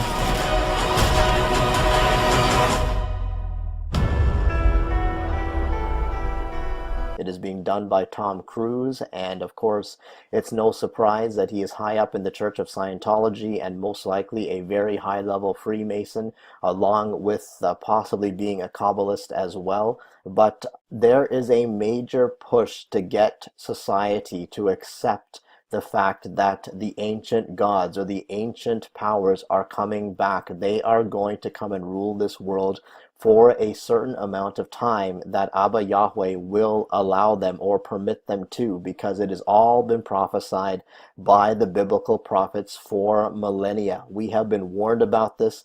The Luciferian elite know that this is coming. They know that their gods are coming. They believe they're going to have their golden age because they have been deceived by Lucifer, the fallen angel, who has deceived the entire world into believing that he is God. But if we look at even what this poster says for this movie, welcome to a new world of gods and monsters. So right in our faces, we are being shown the agenda blatantly, what I believe this movie is showing us. And if we look at what IMDb says, it basically says the same thing. An ancient princess is awakened from her crypt beneath the desert, bringing with her malevolence grown over millennia and terrors that defy human comprehension. So really, again, we are being shown in our faces what is going on here and what is about to come upon this world. And as always, I'm going to show you some screenshots and show you some internet articles, and hopefully you can see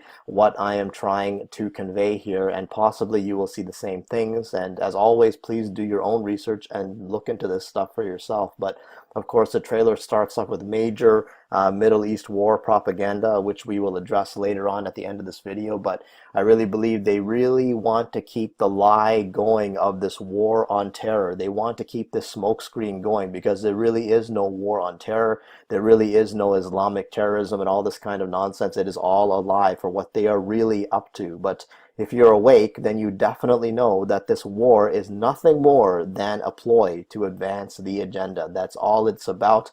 It is a means to an end. They are fooling the public as to what is truly going on. And later on, we see this pit opening up, and Tom Cruise plays a character named Nick, and his colleagues stumble across something in a pit. This particular pit just happens to open up, and right away you see this, what looks like a pagan god image in the ground there. So yet again, the very same theme of Revelation 9:11 and the opening of the pit or the abyss is being shown here. And Tom Cruise, or Nick, is shocked at what he is seeing. So what I really feel sad for these days is that churches have pastors, or the majority of them have pastors, who literally just refuse to teach Bible prophecy, and in my opinion are committing a grave mistake and a disservice to their people, because Yeshua Jesus said himself that we are hypocrites if we can determine the weather. but not the signs of the times. And that's from Matthew 16, 1-4. You know, pastors and Christians need to study their Bibles. They need to be aware of what is being shown in these movies. The signs are everywhere that the end is coming, but sadly, the majority of churches want to go on in their prosperity gospels. They want to go on in their vacations and their material things, and thinking that life is all about blessing and having a good time. And not that those things are inherently bad, but they cannot wake up, or at least they don't want to wake up to what is being shown all the time through this propaganda. So I pray, it's one of my heart's desires to see people in the church wake up to what is being shown to us all the time. And as we keep going, one of the characters says, "This isn't a tomb, it's a prison." I believe we're possibly being shown the prison of the Nephilim / fallen angels who are about to be released out of the pit. I find it quite interesting that there are 5 statues of Anubis, and please excuse the typo, I said 3 here by accident, but 5 statues of Anubis.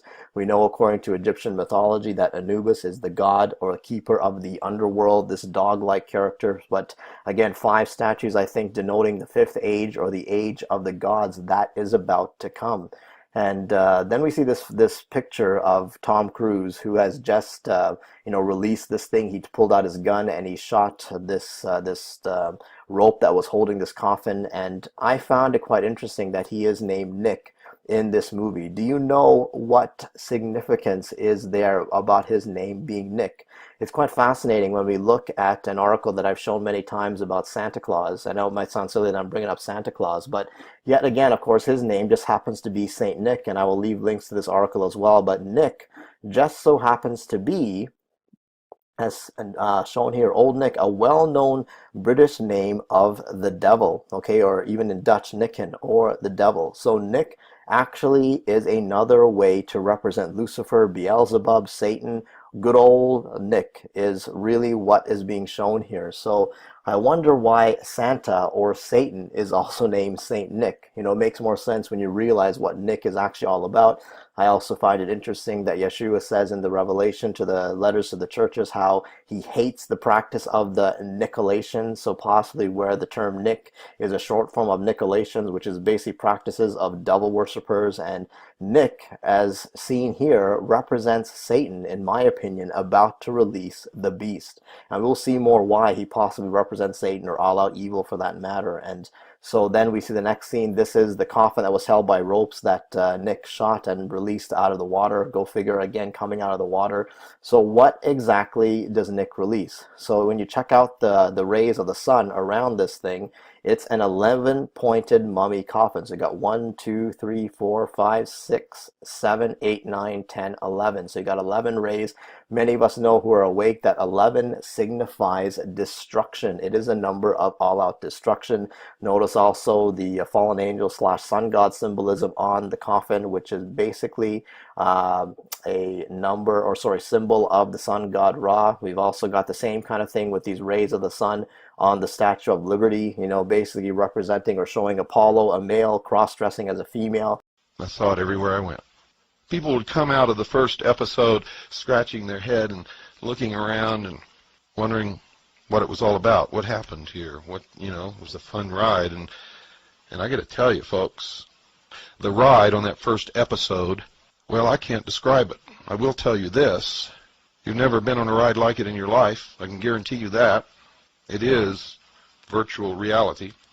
And by the way, they have a virtual land there where you can pilot an F-14 Tomcat if you want. And I mean, when it goes up, you go up. If you do a flip, if it does a flip, you do a flip. And you're in that cockpit, and you take off, and you land, or you crash, or you go straight up until you stall and fall back down to the earth. This is an incredible place. When I did the episode, when I explained to you the meaning of 2001, in that movie there was an obelisk, a monolith, a stone, black, remember? Smooth, shiny, everything was reflected in it. And remember when the astronaut went out to investigate it, he couldn't find an opening, and finally pulled up a piece of it, looked inside, and there was another universe. Well, I got news for you, folks. That stone makes up, on the inside, a huge monolith, just like in the movie 2001, perfectly polished, as black could ever possibly be in your wildest, darkest nightmares. And it reflects everything that goes on. All of the lights and the laser beams that are flashing through the air are all reflected in this shiny, polished, smooth black stone. It resembles the stone in the meditation room of the United Nations. What you're hearing tonight, ladies and gentlemen, is the indoctrination of the masses, the sheeple, into the exoteric meaning, not the esoteric, mind you. Only those of us who have been studying that for many years really understand what we're looking at. But the public is being prepared for the New World religion. Make no mistake about that.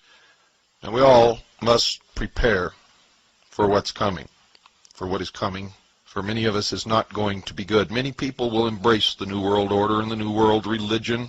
They will not have to think anymore. They will not have to be responsible.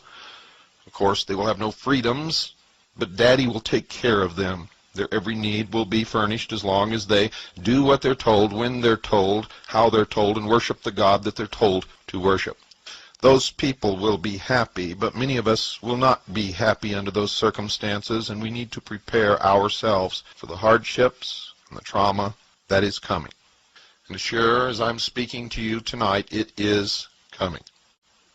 A visit to the Luxor Hotel will bring this home to you quickly, quicker than anything that I can think of. And when you see the Excalibur right next door, and down the street the Circus, all built by the same people, and all right out of the control mechanism of the ancient mystery religions of Babylon.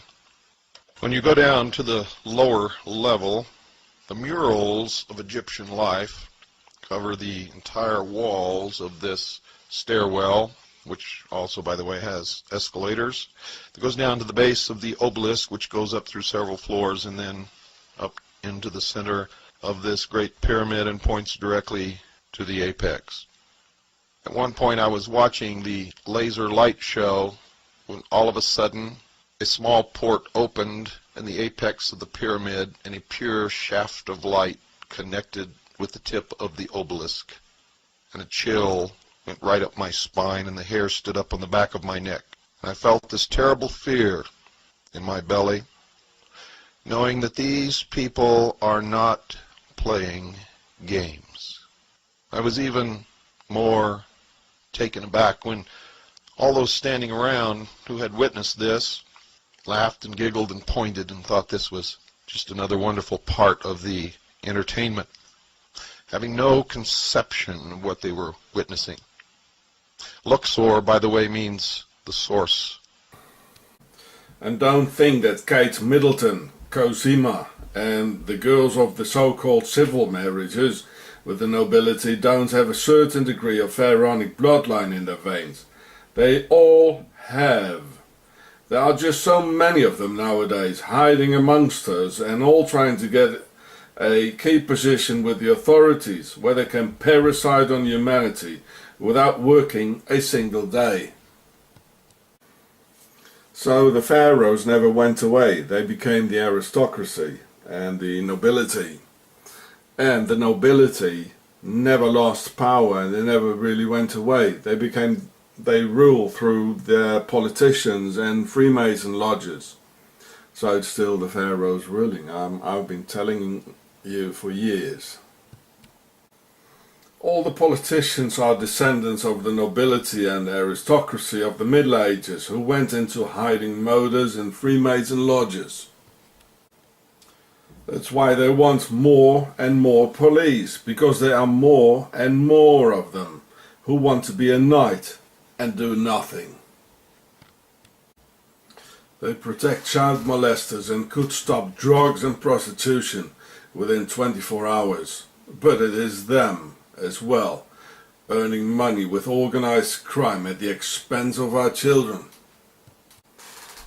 Here you can see the drug dealers all hanging around in Bern next to the police station where they feel the most safe. I filmed this in 2011 with a mini DV, so the quality is not that good. When I went down into the very lowest level, there is a shop there called The Source with all kinds of Egyptian paraphernalia.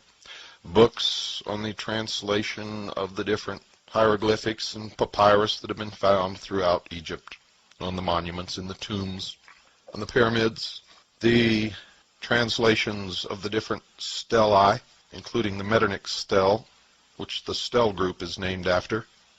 Next to that is a museum. There's a complete reproduction of Tutankhamun's tomb. Then I began to see these photographs of dancing girls and men in chariots, and these were photographs. These were not paintings or prints. These were photographs.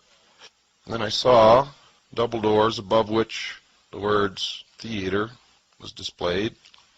Again, pinned on my press pass, went through those doors. Down in the bowels of this huge, gigantic pyramid was a recreation of the Roman circus. And at night they have huge pageants. The one that's advertised is called the Winds of the Gods. The Winds of the Gods.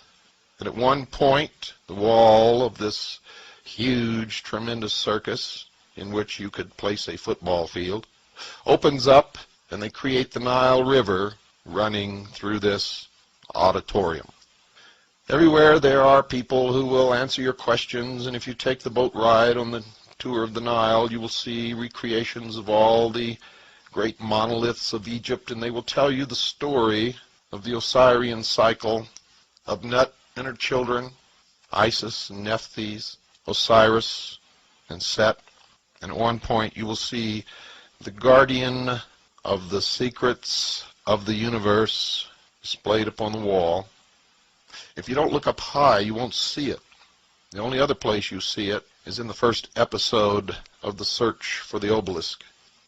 This creature has the exact same facial characteristics and the exact same eyes as the supposedly alien creature on the cover of Whitley Strieber's book, Communion. I told you, actually years ago, when I first began my lecture tours, and all during these radio broadcasts, that all of these things are tied together. They are linked, just as your toe is linked to your head. You may look at your toe and say, that's a toe, it has nothing to do with my head, until you try to cut it off, and then you will find very quickly that it has everything to do with your head. You cannot separate the UFO phenomenon or the stories about aliens visiting the earth from the New World Order or from the mystery religions or from Las Vegas any more than you can separate your toe from your head without understanding at that point that you've made a big mistake. In the Luxor, you can see all of this come together. It comes together very well. You might want to go out and get the latest issue of Time magazine, the January 10th, 1994 issue of Time magazine. That's the January 10th, 1994 issue of Time magazine. On the cover, you will see what I'm talking about. Now, one of the things that I noticed inside the Luxor Hotel is that this could be the city of the future. People could live, work, eat, sleep, be entertained, be born and die, all within that pyramid. All within that pyramid. Something else was going on, ladies and gentlemen, that was insidious in nature. Remember, I told you this is a temple of initiation into the New World religion, the New Age religion, into the brave New World, as Aldous Huxley would have called it, and did call it in his book. It came a decade late for George Orwell, but nevertheless it is the same. People are herded like cattle through these things that they pay to see. They're treated like stupid sheeple. And something else occurs that was so significant, I looked around me and could not believe that no one there but me understood what was happening. You go down to the lower level to a counter there and you buy your ticket for these things, and everything has to have this ticket. You are told to hold the ticket in your right hand. It has the UPC on the ticket. You're told not to hold it in your left hand. You must hold it in your right hand with the UPC facing outward from your hand. Every time you go into one of these events, one of these rides on the Nile River ride or the 3 episodes or anything, there's a scanner under which you are told to pass your hand, and it reads the UPC code on the ticket. there is an attendant standing there. They will not take your ticket and pass it under the scanner for you. You are to do that. It is a form of indoctrination, getting you used to passing your hand under a scanner to get something in return. It is a Pavlovian conditioning. You do it enough, you think nothing of it. And eventually that ticket will disappear, and whatever is being scanned will be in your hand. You see, even when you have trouble and you're not holding the ticket right, they tell you to pass it again, do it again, do it again, do it again, try it again. Only when it becomes obvious that people behind are getting very upset with you holding up the line will the attendant take the ticket and pass it under the scanner for you. For this is a form of conditioning, and you cannot be conditioned if they do it for you. Everything in the Luxor Hotel is an indication of what is to come. Everything. I went into the casino on this day, forgot to tell you I was filmed everything, wore my press pass, and went everywhere. Anywhere I wanted to go, I was treated courteously. People opened doors for me. People offered to set up props for me. In the casino, around the center where the obelisk goes up through the ceiling, there are all the reproductions of the beautiful golden mummy cases and the masks, the death masks. I turned around and saw 2 obelisks on each side of a small stairway and a jackal, and then a door in front which looked like a tomb was actually an elevator that goes up 1 floor into the ISIS restaurant. Yeah, look at the gate with the crown and the balls, you know, for the world domination. It's all there, you know. A lion, and you know, and here it even says Aquapark ISIS. Yo, La Commanderie. That's a of the Templars, a stronghold of the Templars. In French, it's called La Commanderie. So this is in Dole. I'm in Dole, D-O-L-E, next to Salins-les-Bains, where the other Templars were. It's a real stronghold. It's really, yeah. So look at all the images. So this is another Jesuit chapel here. Looks horrible. And in Dole. So next to the other Jesuit ones in Salins-les-Bains. It's not very far. It's full of Jesuits here. Here it says. Chapelle des Jésuites, Jesuits. Yeah. Now let's have a look at the other side. There's the sun hieroglyph here. And there's another Jesuit church here. The chapel was a bit big for a chapel. It says Collège des Jésuites. So that means there was like a school for them, you know. It's not very far from Switzerland, and next to the other place in Salins-les-Bains. Yeah. I'll read it all in English here.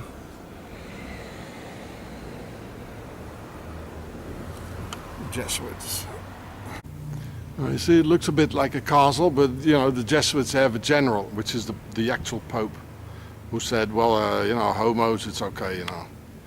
And this is supposed to be a guy who believes in the creation of God.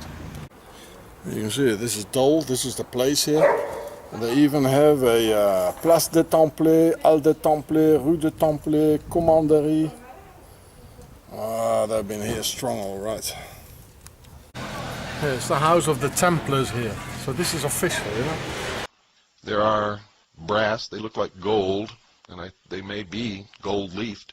Snake heads on the ends of all the furniture, cobra. Inside, in a glass case with a beam of light shining directly down on it, is a statue of Isis in all her glory. It is ornate, dripping with wealth and affluence. Everything, dear listeners, is designed to take you out of yourself and, surrounded by all of this symbolism, indoctrinate you into the New World Order. And you're so astounded and awed by the beauty of all of this, you fail to see the methods of control and the terrible religion and the God that you will be asked to bow to. Now, I'm a true constitutionalist. If you really wanted to bow to that God, I would fight for your right to do it, whether I approved or not. For I came to understand many years ago that if I deny you the right to practice your religion, you could also deny me the right to practice mine. I have no qualms with people practicing the religion they wish to practice.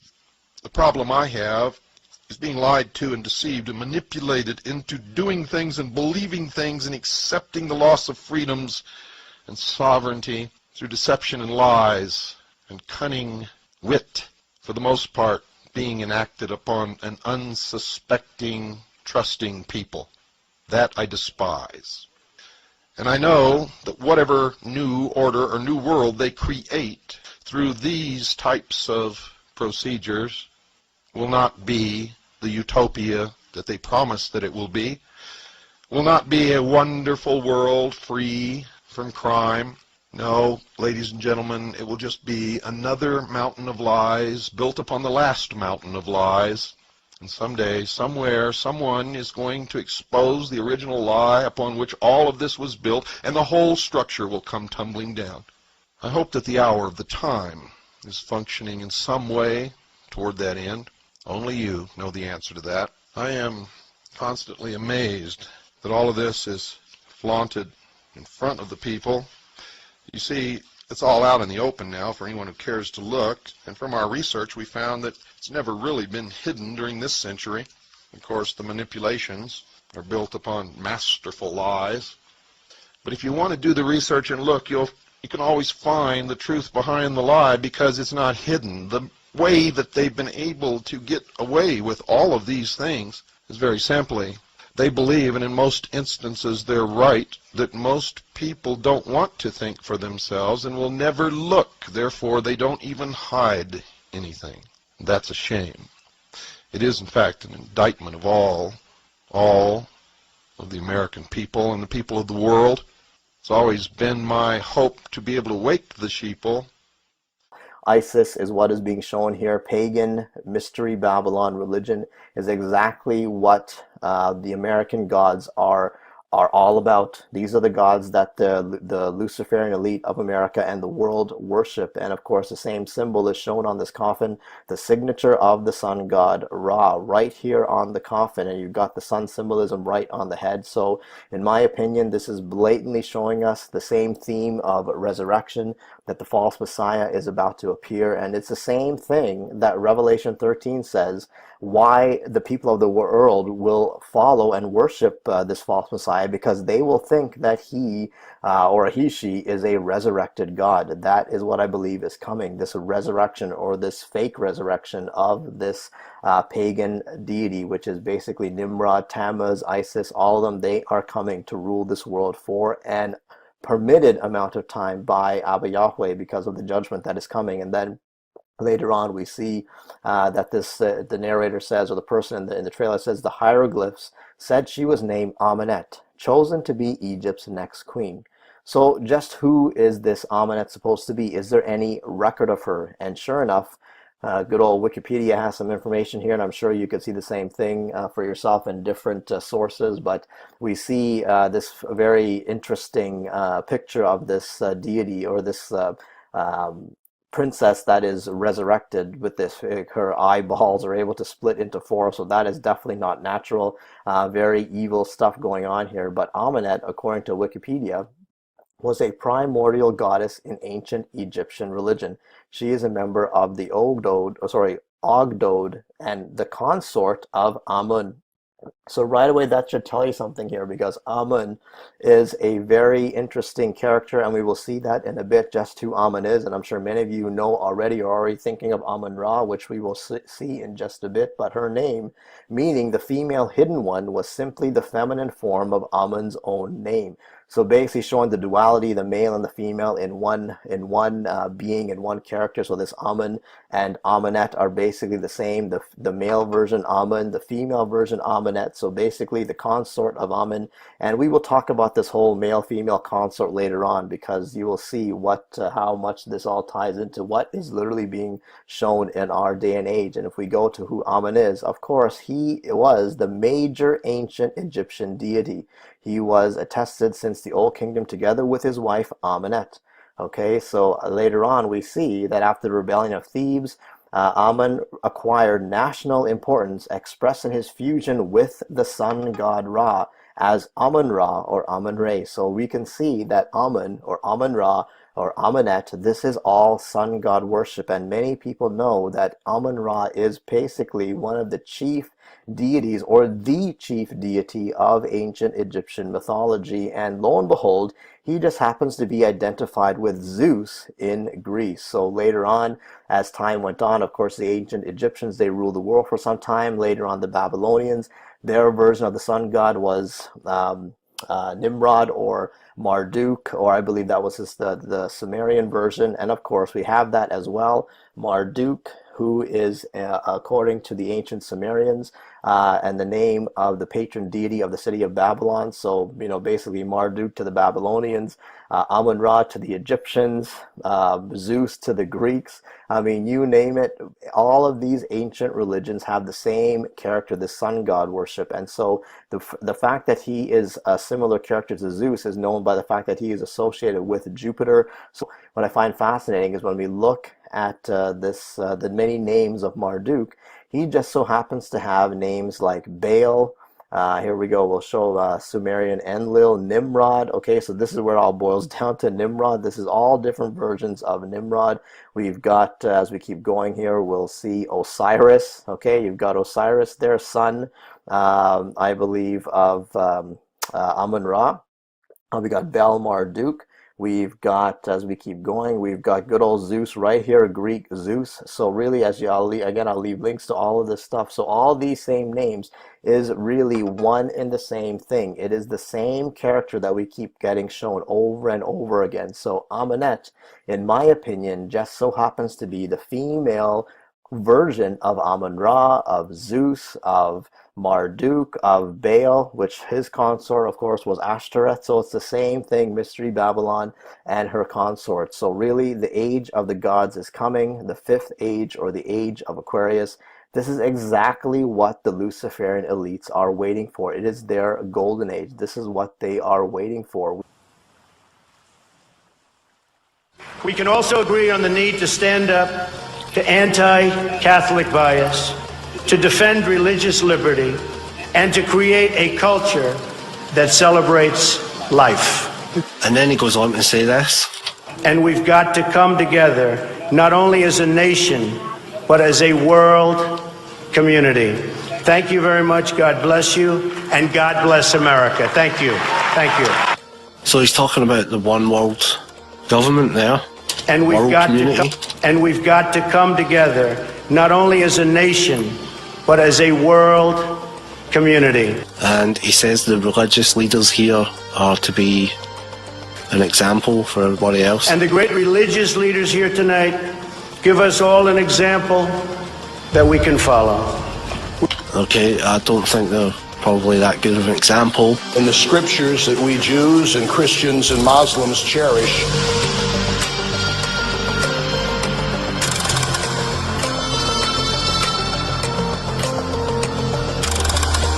we've got to come together, not only as a nation, but as a world community.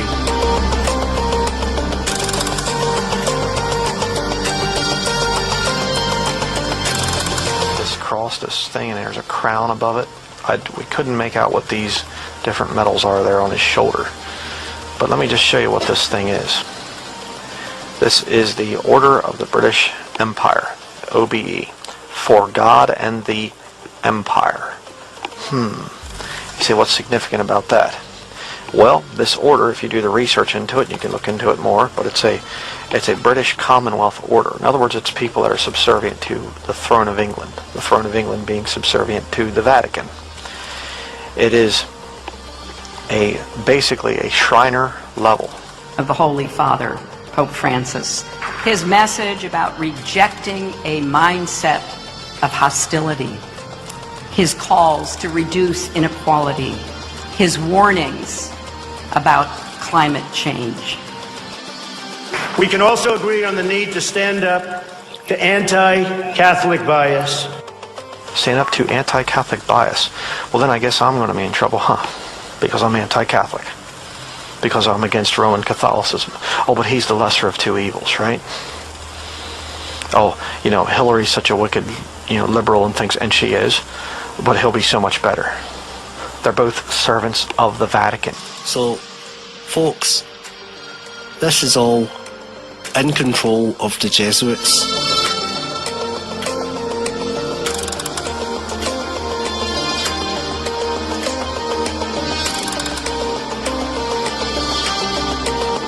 So the joke being here is that Henry Kissinger and the other people that he mentioned are Catholic. I mean, what you're getting told here is the truth in the form of jokes. And without the amazing support of the many devoted Catholics on stage. You know, Catholics like Henry Kissinger, Howard Rubinstein. Right, all Jews, apparently, you know, and according to the internet conspiracy truthers, the Jews run the world. So this guy's telling you the truth here in the form of a joke. And without the amazing support of the many devoted Catholics on stage. You know, Catholics like Henry Kissinger. Okay? Because they're not Jews, they are Catholic.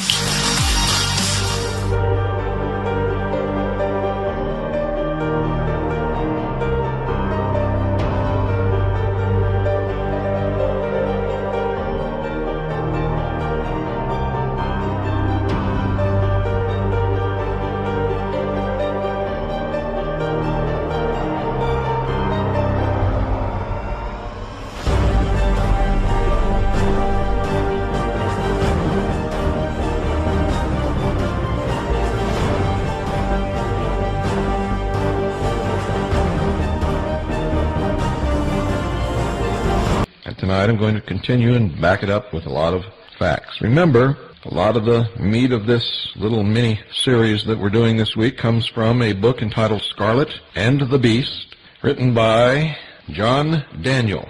Now, we've covered a lot of territory, and one of the points that I made is that the beast must resemble with at least 14 points exactly ancient Rome.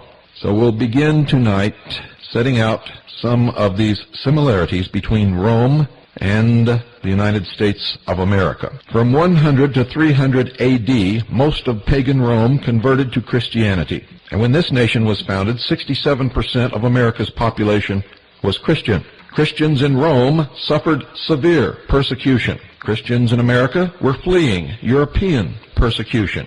Rome, ladies and gentlemen, in its time was the melting pot of the world. And today, one of the well-known phrases is that America is the melting pot of the world. Rome was a democracy based upon a two-party system, the optimates and the populares. And the United States of America, they say, is a democracy. It was really founded as a republic, but today, a democracy based upon a two-party system, the Democrats and the Republicans. Rome had a divided balance of power, the Roman tribune and his Senate. America has a divided balance of power, the American president and his Congress. Rome was based on specific laws. They had 12 tables.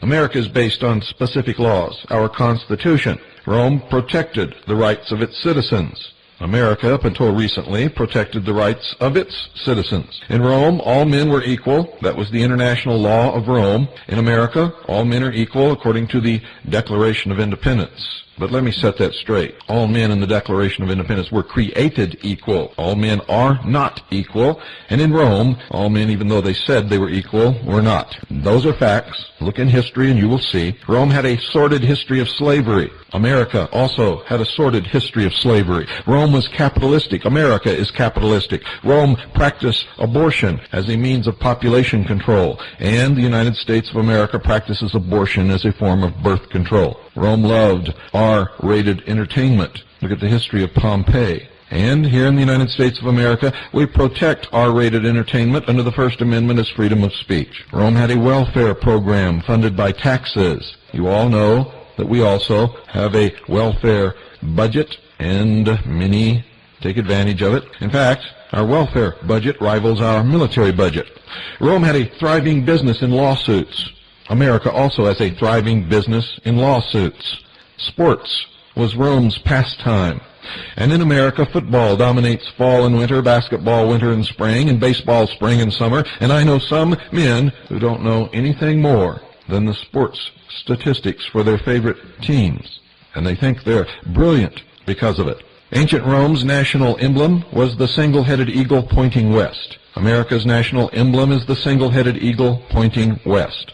From 300 to 500 AD, the Roman Church was weakened spiritually because of pagan infiltration. And after 200 years, the Church in America has also been weakened spiritually because of Masonic infiltration, which is nothing more than the ancient pagan religion of Babylon. So we have not only met 14, ladies and gentlemen, we've gone beyond 14 if you were counting. Most historians also attribute the name America to the explorer Amerigo Vespucci. Freemasonry, however, has a different point of view, and this will be new to most of you. For according to Freemasonry and author Manly Hall, a 33rd degree Freemason, the Indians in Central and South America say the name came from their gods who were peace-loving. For example, the supreme god of the Mayan culture of Central America was known as Quetzalcoatl, a light-skinned god who wore a long white robe covered with red crosses.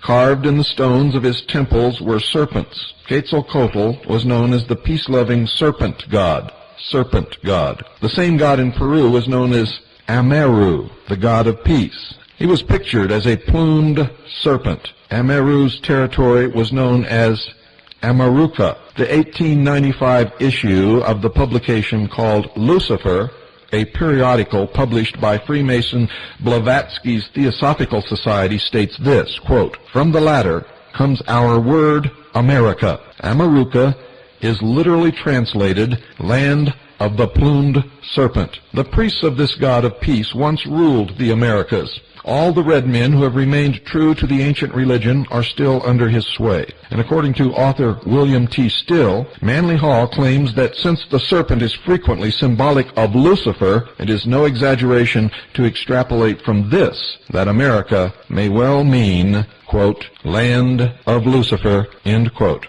We already have discussed the hierarchy in Freemasonry and that they consider Lucifer to be the good, benevolent, and peace-loving God. Their philosophy is known as the Luciferian philosophy, and it goes something like this. Man was held prisoner by an unjust, vindictive, and jealous God in the Garden of Eden. He was bound in the chains of ignorance. Man was set free by Lucifer through his agent, Satan, when man was given the gift of intellect, and through the use of this intellect, man himself will become God. That is the Luciferian promise, the promise of Satan to Eve in the Garden of Eden.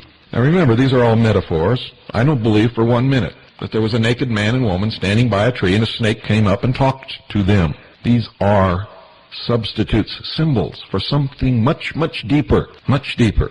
America is known as the good, benevolent, and peace-loving nation. We've also discussed the seal of the Illuminati, the unfinished pyramid. Its capstone and its all-seeing eye represents the kingdom of Lucifer. The image of this Luciferian masterpiece makes up half of the Great Seal of the United States of America. Just look at a $1 bill. And Ezekiel chapter 28, verse 12, tells us that Lucifer was the epitome of beauty. America the beautiful may therefore be a sinister figure of speech for Lucifer the beautiful. Freemason Manly P. Hall states that when Atlantis died, so did the ideal pattern of government.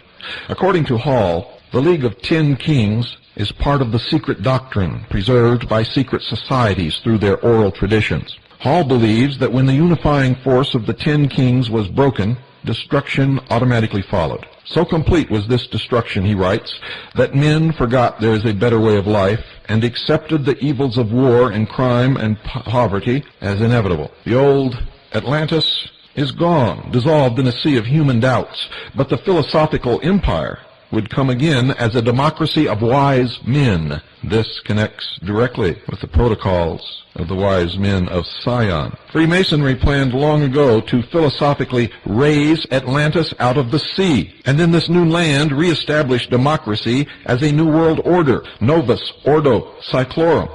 Masonic author George H. Steinmetz confirms in Freemasonry its hidden meaning that the democratic philosophy of Freemasonry has been traced back to the lost continent of Atlantis.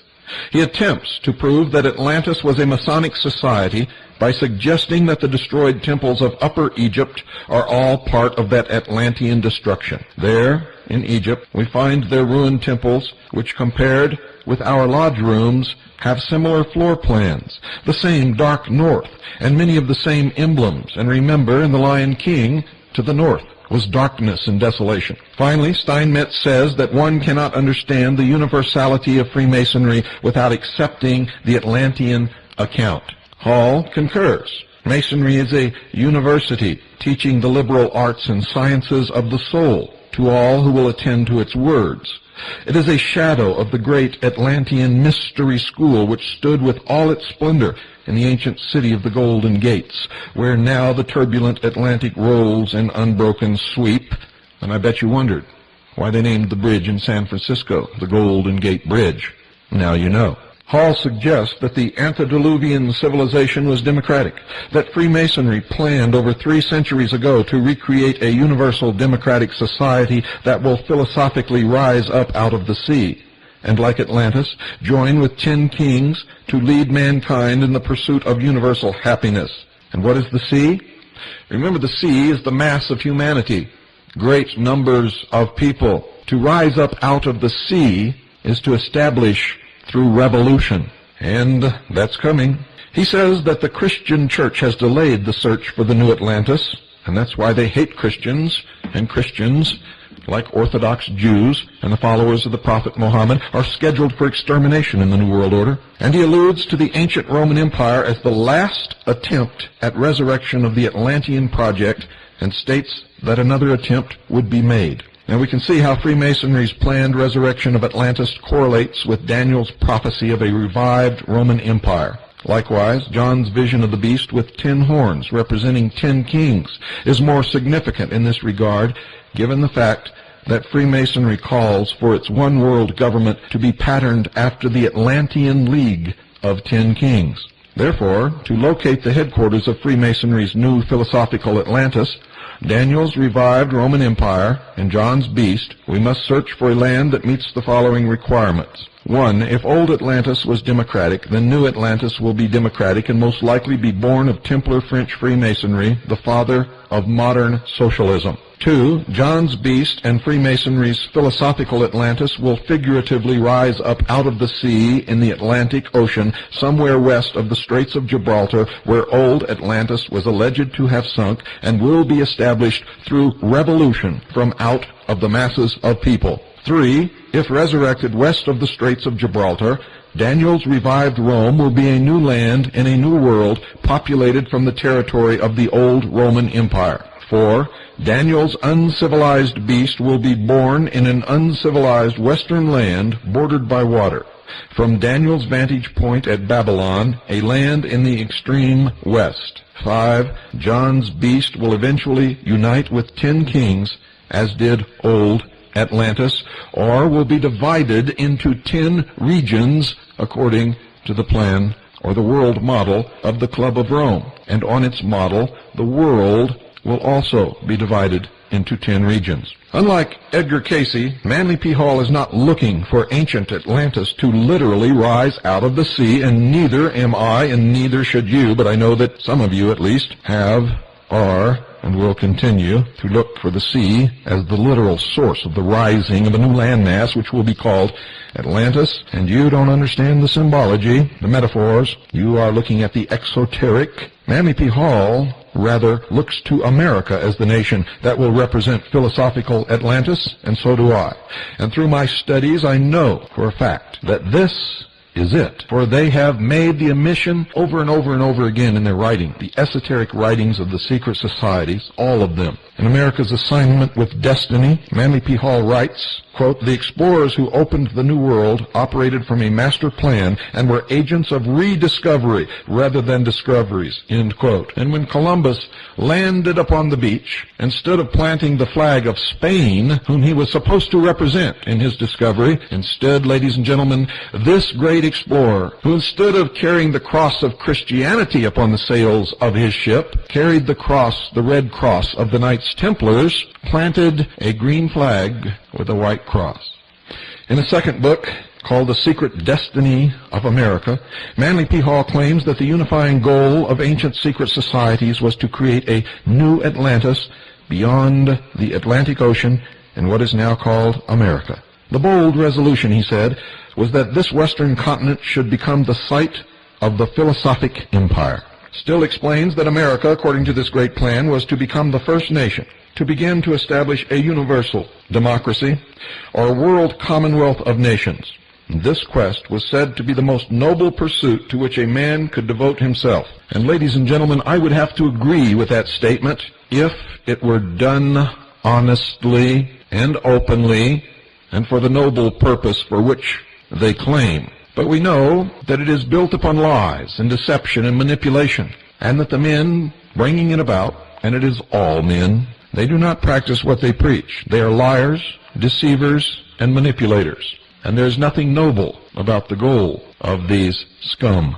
The first modern philosopher to promote America as the new Atlantis was Sir Francis Bacon, who lived from 1561 to 1626. He was an English lord and Zionist Rosicrucian. As an occultist well versed in the Great Plan, also known as the Enterprise, Bacon concealed the secret doctrine in a novel entitled New Atlantis, in which he laid out the plan for a utopian society to be built on this newly discovered continent. Masonic authors Marie Bauer Hall and Manly P. Hall respectively say of Bacon, and I quote, "Bacon is the founder of Freemasonry, the guiding light of the Rosicrucian order, the members of which kept the torch of true universal knowledge, the secret doctrine of the ages, alive during the dark night of the Middle Ages." Bacon had been initiated into the new liberalism represented throughout Europe by secret societies of intellectuals dedicated to civil and religious freedom. Later, when the moment was propitious, he threw the weight of his literary group with the English colonization plan for America, cherishing, as he did, the dream of a great commonwealth in the new Atlantis, end quote. This great plan has been perpetuated by an international group of only the highest initiates of the secret societies, as I have revealed to you over the years. We know that for a fact now, from so many of these movies and TV shows, children's cartoons even, they show the same theme of resurrection of some ancient deity. This is definitely coming, and as we keep going, we see the narrator says, "But her thirst for power led her down a darker path." So we see she basically has slit the king's throat. We can see the blood on her face there. So really, to me, is more blood sacrifice programming going on here. Just the same thing as we keep seeing in so many TV shows and movies. Of course, we've spoken about the Santa Clarita Diet many times in different videos and other TV shows and movies that show the same bloodlust and Baal practice and all this kind of thing. So really, this is nothing new. We are being shown this blatantly, and it's the same practices that Abba Yahweh forbid his people Israel to do, to follow the practices of Baal. And so, as always in these movies, evil is contained, and she's mummified to stop the problem. But the funny thing about mummies is that they always seem to come back. At least in these movies, they're constantly portrayed as coming back. So we're constantly being shown this death and resurrection theme in the movies and TV shows. Why is that? And I honestly believe that we are being told that the beast is going to rise again, that she is about to rise again. This male-female duality beast is definitely going to rise again. The Bible has prophesied this for millennia. This is what is about to come, because their fifth age, the age of the gods, is coming. Definitely that is what is being shown here. This is what they are waiting for, the age of Aquarius, when all the gods come back, when they believe they're going to have their golden age, they're going to have their peace and harmony, and people are just going to bow down to these things, because this is what the devil wants. He wants to be worshipped along with his fallen angels. They all want to be worshipped as gods, and so they believe they are going to enlighten, as even in this picture you see many times the sixth chakra up in the mind. They're going to open the third eye. The mixing of the red and blue to make the purple, the opening of the third eye. This is what they want to bring onto humanity, is all out paganism, is all out devil worship and pagan religion. So this is what they want to do, and this is exactly what we're being shown constantly. And later on we see in the trailer, as they're in the plane transporting this thing, the character goes, "Because of your actions, this ancient power has returned." Gee, that's just swell. Thanks a lot, Nick, for shooting this coffin and bringing this thing back to life. And so I also found it interesting. Notice the the sun rays that just so happen to be hitting the coffin of Amenet. This is definitely no coincidence. We already talked about the fact that these lines here could possibly represent the rays of the sun. We see that in so much of different imagery and so much of these pagan gods. We'll see the sun rays around them, or the halo, or this sun symbolism right behind their heads. So same kind of thing. This is more sun worship, Lucifer, devil worship that is being shown here. And that is about to come on the scene. And so Nick and his entire crew seemingly die due to crashing from the chaos unleashed on their plane. Sorry for the typo here. But are they really dead? Notice the 5 bodies also, again denoting, I believe, the 5th age, or the age of the gods that is to come. I believe, again, we're being shown the age of Aquarius that is about to come upon this world. And so later on, we see in that same scene that suddenly Nick wakes up from the dead. You know, has he been resurrected? He gets told that he's alive because he was chosen, that he was literally chosen by evil. So, you know, does this mean that Nick is now possessed by evil to do evil's work? Again, we're being shown a satanic death resurrection ritual here. Nick has been reborn. So it's quite fascinating that how we showed earlier that Nick just so happens to be another term for the devil or Satan, and now he is possessed by evil to do evil's work. So he has literally been reborn and chosen by evil, or should I say chosen by Satan, the devil, to literally possess him and to be reborn, to be used for, I would say, Satan's glory, for evil's glory, not for Abba Yahweh's, God the Father's glory at all whatsoever, you know, because then we get shown this crazy picture like we saw before, this picture of Amenet and her eyeballs morphing into 4, which is very crazy already. And it says that legend has it that she's a being of unimaginable powers. Now she's using you to regain them. So Queen Amenet, the ultimate evil incarnate, is using Nick to regain her powers, or using the devil, Satan, ultimate evil, to regain her powers. So to me, that sounds eerily similar to how Satan is using his Luciferian elite minions on this world to prepare everything for his and the beast's arrival. You know, and I believe this is shown right in Daniel chapter 9, where it talks about the 70 weeks prophecy. And I find this verse quite fascinating. In verse 26, part of the verse says, "And the people of the prince who is to come shall destroy the city and the sanctuary," or in the CJB, "The people of a prince yet to come will destroy the city and the sanctuary, but his end will come with a flood, and desolations are decreed until the war is over." So I believe when it says the people of the prince who is to come, this is the Illuminati, the Mystery Babylon religions, all of the Luciferian elites. These are the people of the prince who is to come, the beast and the false prophet, the dragon. Their people, which I believe, in my opinion, is the Illuminati, are the Luciferian elite, the world leaders, all the people behind the scenes pulling the strings and truly running this world. They are the people of the prince who is to come. I strongly believe this is what is going on, and this is what is being shown. If the fact that this Nick is now being used by basically Satan himself, ultimate evil, for this character to regain her powers, to me is cryptically telling us that the elite are basically the people of the prince, or people of the beast, the devil, that is for making all the preparations for the beast that is coming. And then we get shown the scene, and we're being told that she will not stop until she has remade our world.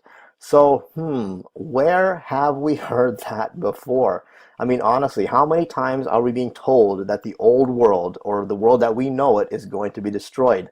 How many remember the movies like X-Men Apocalypse and even Captain America Winter Soldier? What did we get told in those movies? Can you remember? You remember that when X-Men Apocalypse, I find it funny that they made this meme of the same character, Amenet, and the character Apocalypse from the X-Men movie. What did he say himself?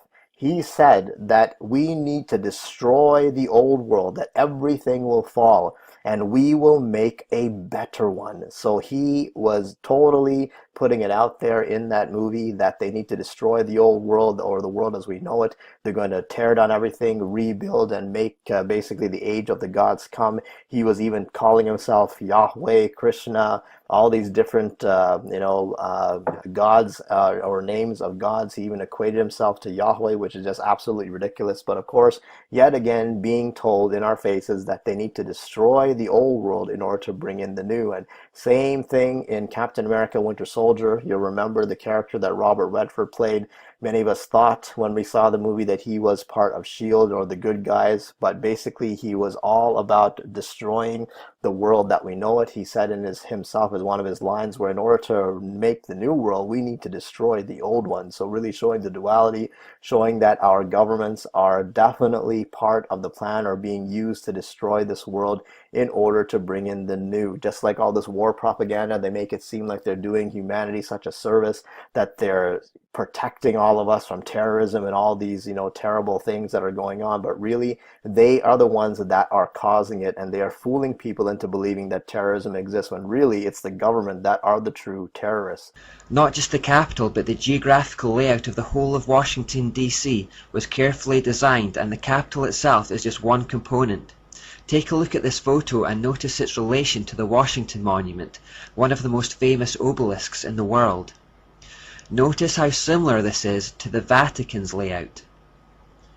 This exact same layout can be found in Paris also and many other cities. Why this configuration? The key to this is perhaps the dome, which dominates these buildings. In many ancient cultures, the dome shape represented the female principle or the womb, when you have the male principle, which is the obelisk, connected to the female principle. It was believed by occultists that a third entity, a kind of spiritual energy, is produced. We've already seen that idea in the square and compass logo.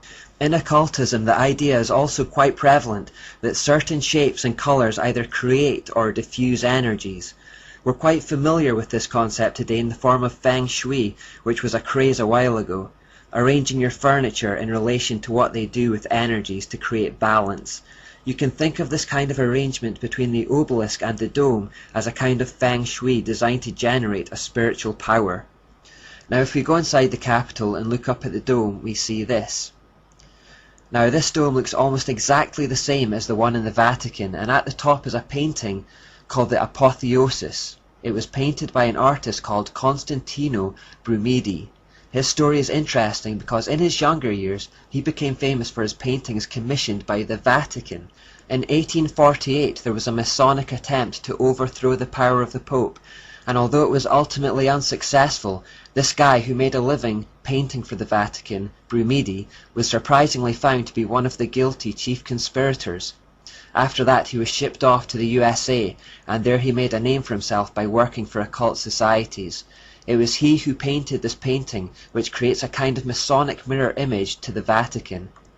The whole setup of the Capitol, dome and obelisk is present in the Masonic Washington and in the Catholic Vatican.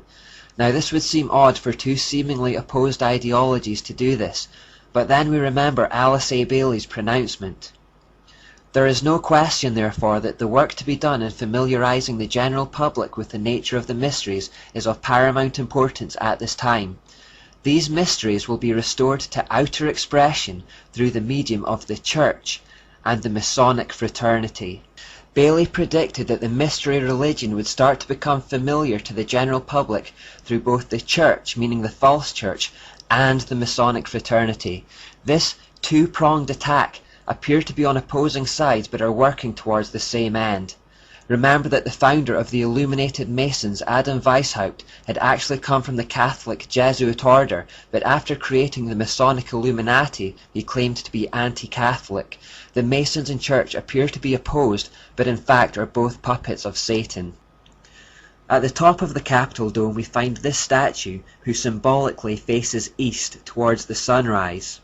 This is the goddess of reason who the French enthroned at Notre Dame, or as we've come to know her since the beginning of this study, Asherah or Ashtoreth. She pops up absolutely everywhere. This particular idol was designed by a Freemason, Thomas Crawford, and is standing on top of a spherical shape which almost certainly represents the earth, around which is written in Latin, E pluribus unum. This means, out of many, one. Now remember, there's always a light side and dark side to every symbol, so the lighter good meaning for public consumption is calling for the unity of the American people, which was made up of immigrants. The dark hidden meaning is that the whole world will be united under the feet of this enigmatic goddess. The American form of Asherah is mostly known as Columbia. The DC in Washington, D.C. actually stands for Washington District of Columbia, so effectively it's like saying that it's her district, her territory where she rules. Now the definition of apotheosis is the exaltation of a subject to a divine level. So who are they exalting to a divine level here? Well, if we look closer, we see that it's the same man who stands under the dome, George Washington.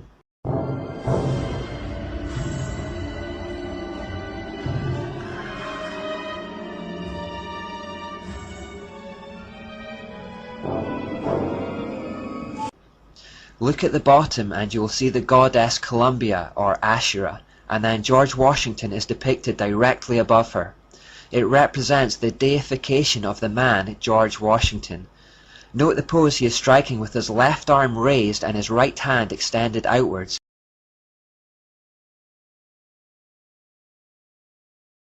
He was depicted in a similar manner when this statue was commissioned. Now this statue is again elevating Washington to a position of God, as it was modelled on Zeus. It was meant to go on display at the Capitol, but after it was found to make people uncomfortable, it was moved to the Smithsonian Museum instead.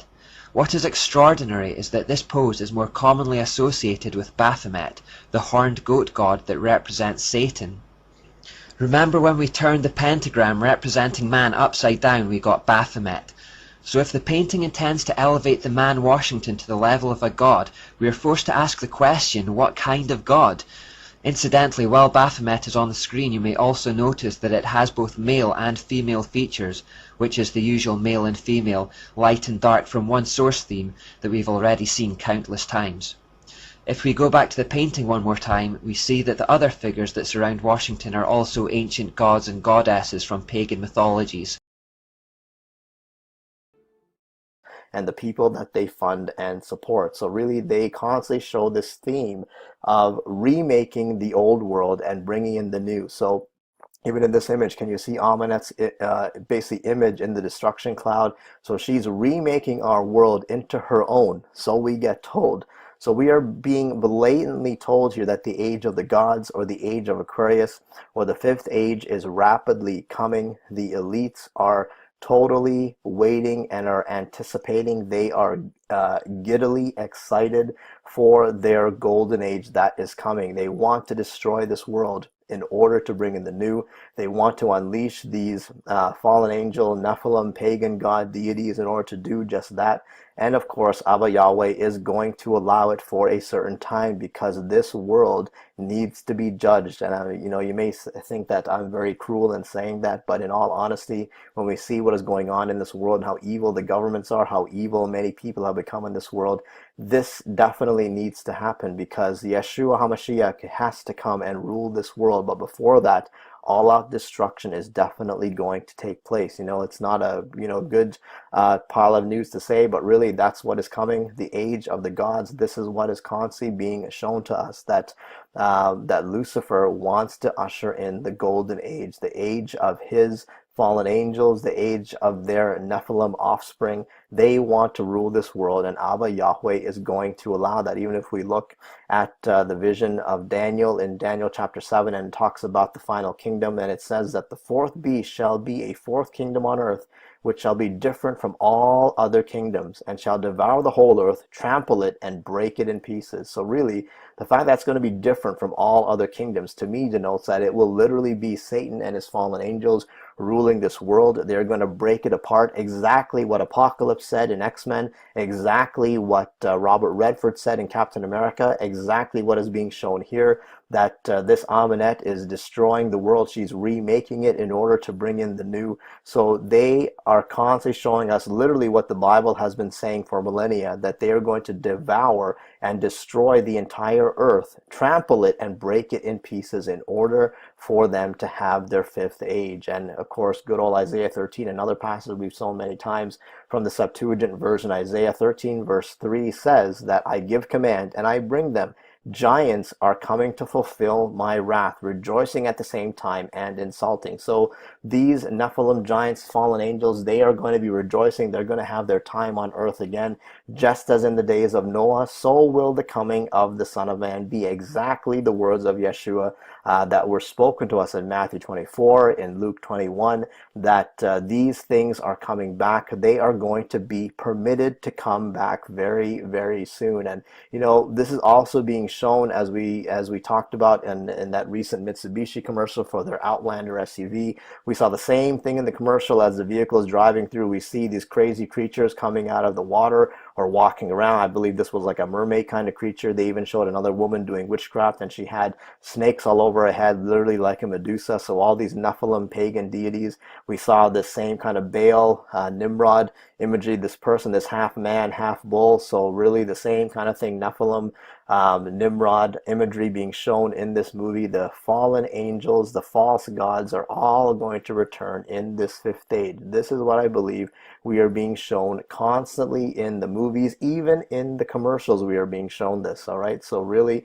this is nothing new. There's nothing new under the sun. The same themes are being shown, and later on, Nick gets told that he can't run, he can't escape, that she's got big plans for him. So it looks to me that Lucifer has big plans for this world. Wouldn't you say? The judgment is coming, the destroyer is coming. And, you know, as we look at some other things here, I find it interesting that there just happens to be a very special relationship between Kali and Shiva, basically the Hindu version of, I believe, of what all these pagan gods that we have been talking about, that Shiva is the silent, eternal, all-pervading aspect of the transcendental reality. Shiva is often depicted as spending years meditating unperturbed. Mother Kali is the dynamic aspect of the transcendental reality. Kali in Sanskrit literally means time, so Chronos, all that same kind of thing. Kali is depicted as dancing on Shiva to illustrate the interaction between Shiva, the silent, all-pervading force, and Kali, the destroyer of time. Kali creates the cycles of time on the underlying structure of Shiva. Kali and Shiva are very close. They could be considered to be the yin and yang of creation. But here's what I find interesting. Mother Kali is the consort of Lord Shiva. So we just throw the same thing of Amunet and Amun-Ra. She is the consort of Amun-Ra. So same thing, the destroyer. We know that Shiva is the destroyer in Hindu mythology and Hindu religion, that Kali is his wife basically, and she is also the even more, I believe, destructive than Shiva. She even dances on her own husband and is completely the destroyer. Her and Shiva together are consorts. And so what just so happens to be the same image that is at the CERN facility in Switzerland. It just happens to be Shiva, the destroyer. Okay, so he's doing the dance of the Nataraja, talking about destruction. We know that CERN, we've got the 666 right in the logo of CERN. So really the same kind of thing is being shown here, that the destroyer is coming and CERN is working towards that. Exactly what Revelation 9 speaks of. Then the fifth angel sounded. I saw a star fallen from heaven to the earth.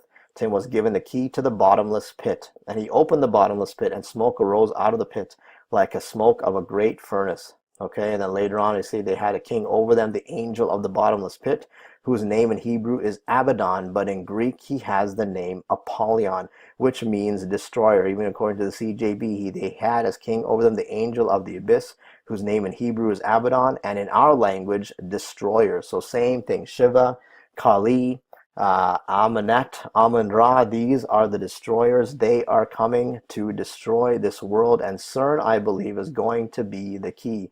I find it quite fascinating when I saw, or possibly going to be the key, that there was this article that came out some time ago, and they literally gave this key for the LHC, the Large Hadron Collider. These people, they look all gleeful and joyful at what they're doing. They possibly have no idea, or I'm sure the top people at CERN are definitely Luciferian elites, but the scientists that work there, they have no clue, I believe, what's going on here. Here's this key that they are being given. Here's a close-up of that key. Got the LHC right on there. This, to me, could totally represent the key of Revelation 9 that opens the shaft of the abyss, that ushers in the destroyer, Shiva, Kali, Amunet, Amun-Ra, Nimrod, Baal, whatever you want to call Isis, Ishtar, all these same destroyer gods, these pagan deities, the fallen angels, the Nephilim, the dragon, the beast, They are going to be unleashed very, very soon upon this world. I believe the signs of the times are everywhere. So we please pay attention to all of this stuff. And, talking about the elites, I find it quite fascinating that good old David Rockefeller himself has made cryptic references to this. Many of you will know this quote of his, that some even believe that we, the Rockefeller family, are part of a secret cabal working against the best interests of the United States, characterizing my family and me as internationalists, and of conspiring with others around the world to build a more integrated global political and economic structure. One world, if you will. If that's the charge, I stand guilty, and I am proud of it. So he's already proud of that, but get this phrase, or get this saying. We are on the verge of a global transformation. All we need is the right major crisis, and the nations will accept the new world order. So really, the same kind of thing. All they need is the right major crisis. I really believe they want to usher in these pagan deities, their gods, the fallen angels, the Nephilim that they worship. They want to usher in the right crisis. And wouldn't it be interesting that the proper crisis could be the unleashing of these pagan deities, of these fallen angels, satanic deities that will come and destroy this world in order to remake it for the age of the gods, for the fifth age, the age of Aquarius that is coming. So that could possibly be the right major crisis that will make the nations accept the new world order. And talking about the war propaganda that we spoke of earlier, I totally believe, or at least it's in my humble opinion, that all the wars that have been waged lately, whether it was Desert Storm, whether it was all this stuff in Afghanistan and all this stuff going on in the Middle East, I believe that all these wars are nothing more than a smokescreen, that the war on terror has been a smokescreen for what they are truly doing. I believe they are sending in the troops into these places to collect all of these relics, the DNA of Nimrod, Osiris, whatever you want to call them, so that they can have their resurrection moment and bring on the age of the gods. It is something that even Anthony Patch addresses in some of his interviews. Now, I don't agree with everything Patch speaks of, but he is, I think, right on the money when it comes to the resurrection of Nimrod, the resurrection of Osiris, and the fact that these wars have been basically more about pillaging and plundering the museums and the artifacts, the relics in these ancient parts of the world in the Middle East, in order for them to capture the DNA of Nimrod, in order to resurrect this guy, to bring about the beast. That is what I believe the beast will be, this resurrected version of Nimrod.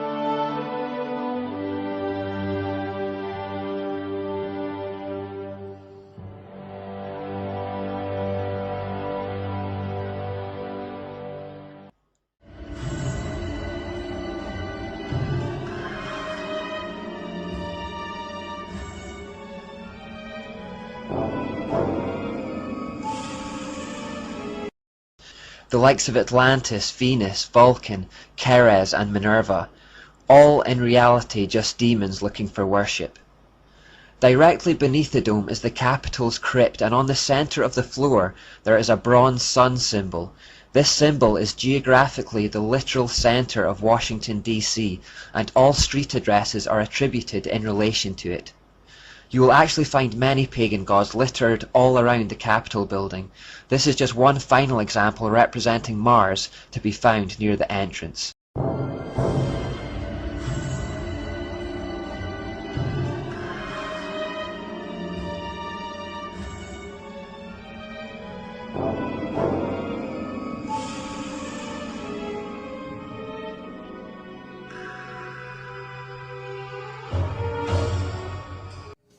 These are the men that crept in unnoticed. There are certain men crept in unaware. This is in Jude.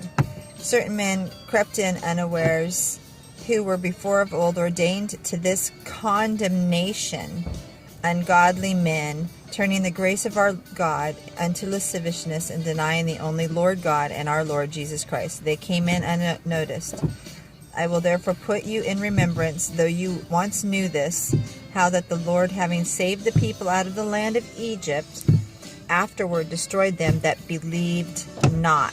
He's going to do it again. He's shown me. Those that do not believe will be destroyed. And the angels which kept not their first estate, but left their own habitation, he hath reserved in everlasting chains under darkness unto the judgment of the great day, their proper domain. Even as Sodom and Gomorrah and cities about them in like manner, giving themselves over to fornication and going after strange flesh, are set forth as an example, suffering the vengeance of eternal fire. Likewise also these filthy dreamers defile the flesh, despise dominion, which is God's kings and priests, and speak evil of dignities, God's ambassadors, God's chosen people, who were chosen only because they believe on Jesus, because he's the chosen one, the one holy one. He's God in the flesh.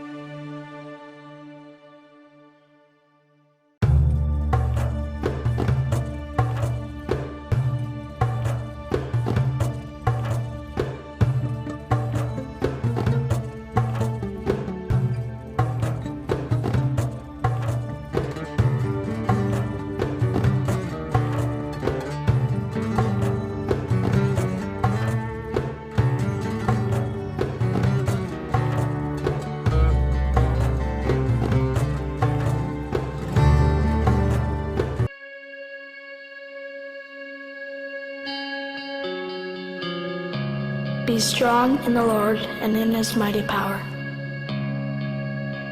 Put on the full armor of God so that you can take your stand against the devil's schemes. For our struggle is not against flesh and blood, but against the rulers, against the authorities, against the powers of this dark world, and against the spiritual forces of evil in the heavenly realms. Therefore, put on the full armor of God, so that when the day of evil comes, you may be able to stand your ground. And after you have done everything, to stand firm then, with the belt of truth buckled around your waist, with the breastplate of righteousness in place, and with your feet fitted with the readiness that comes from the gospel of peace. In addition to all this, take up the shield of faith, with which you can extinguish all the flaming arrows of the evil one. Take the helmet of salvation and the sword of the Spirit, which is the Word of God, and pray in the Spirit on all occasions, with all kinds of prayers and requests. With this in mind, be alert, and always keep on praying for all the Lord's people.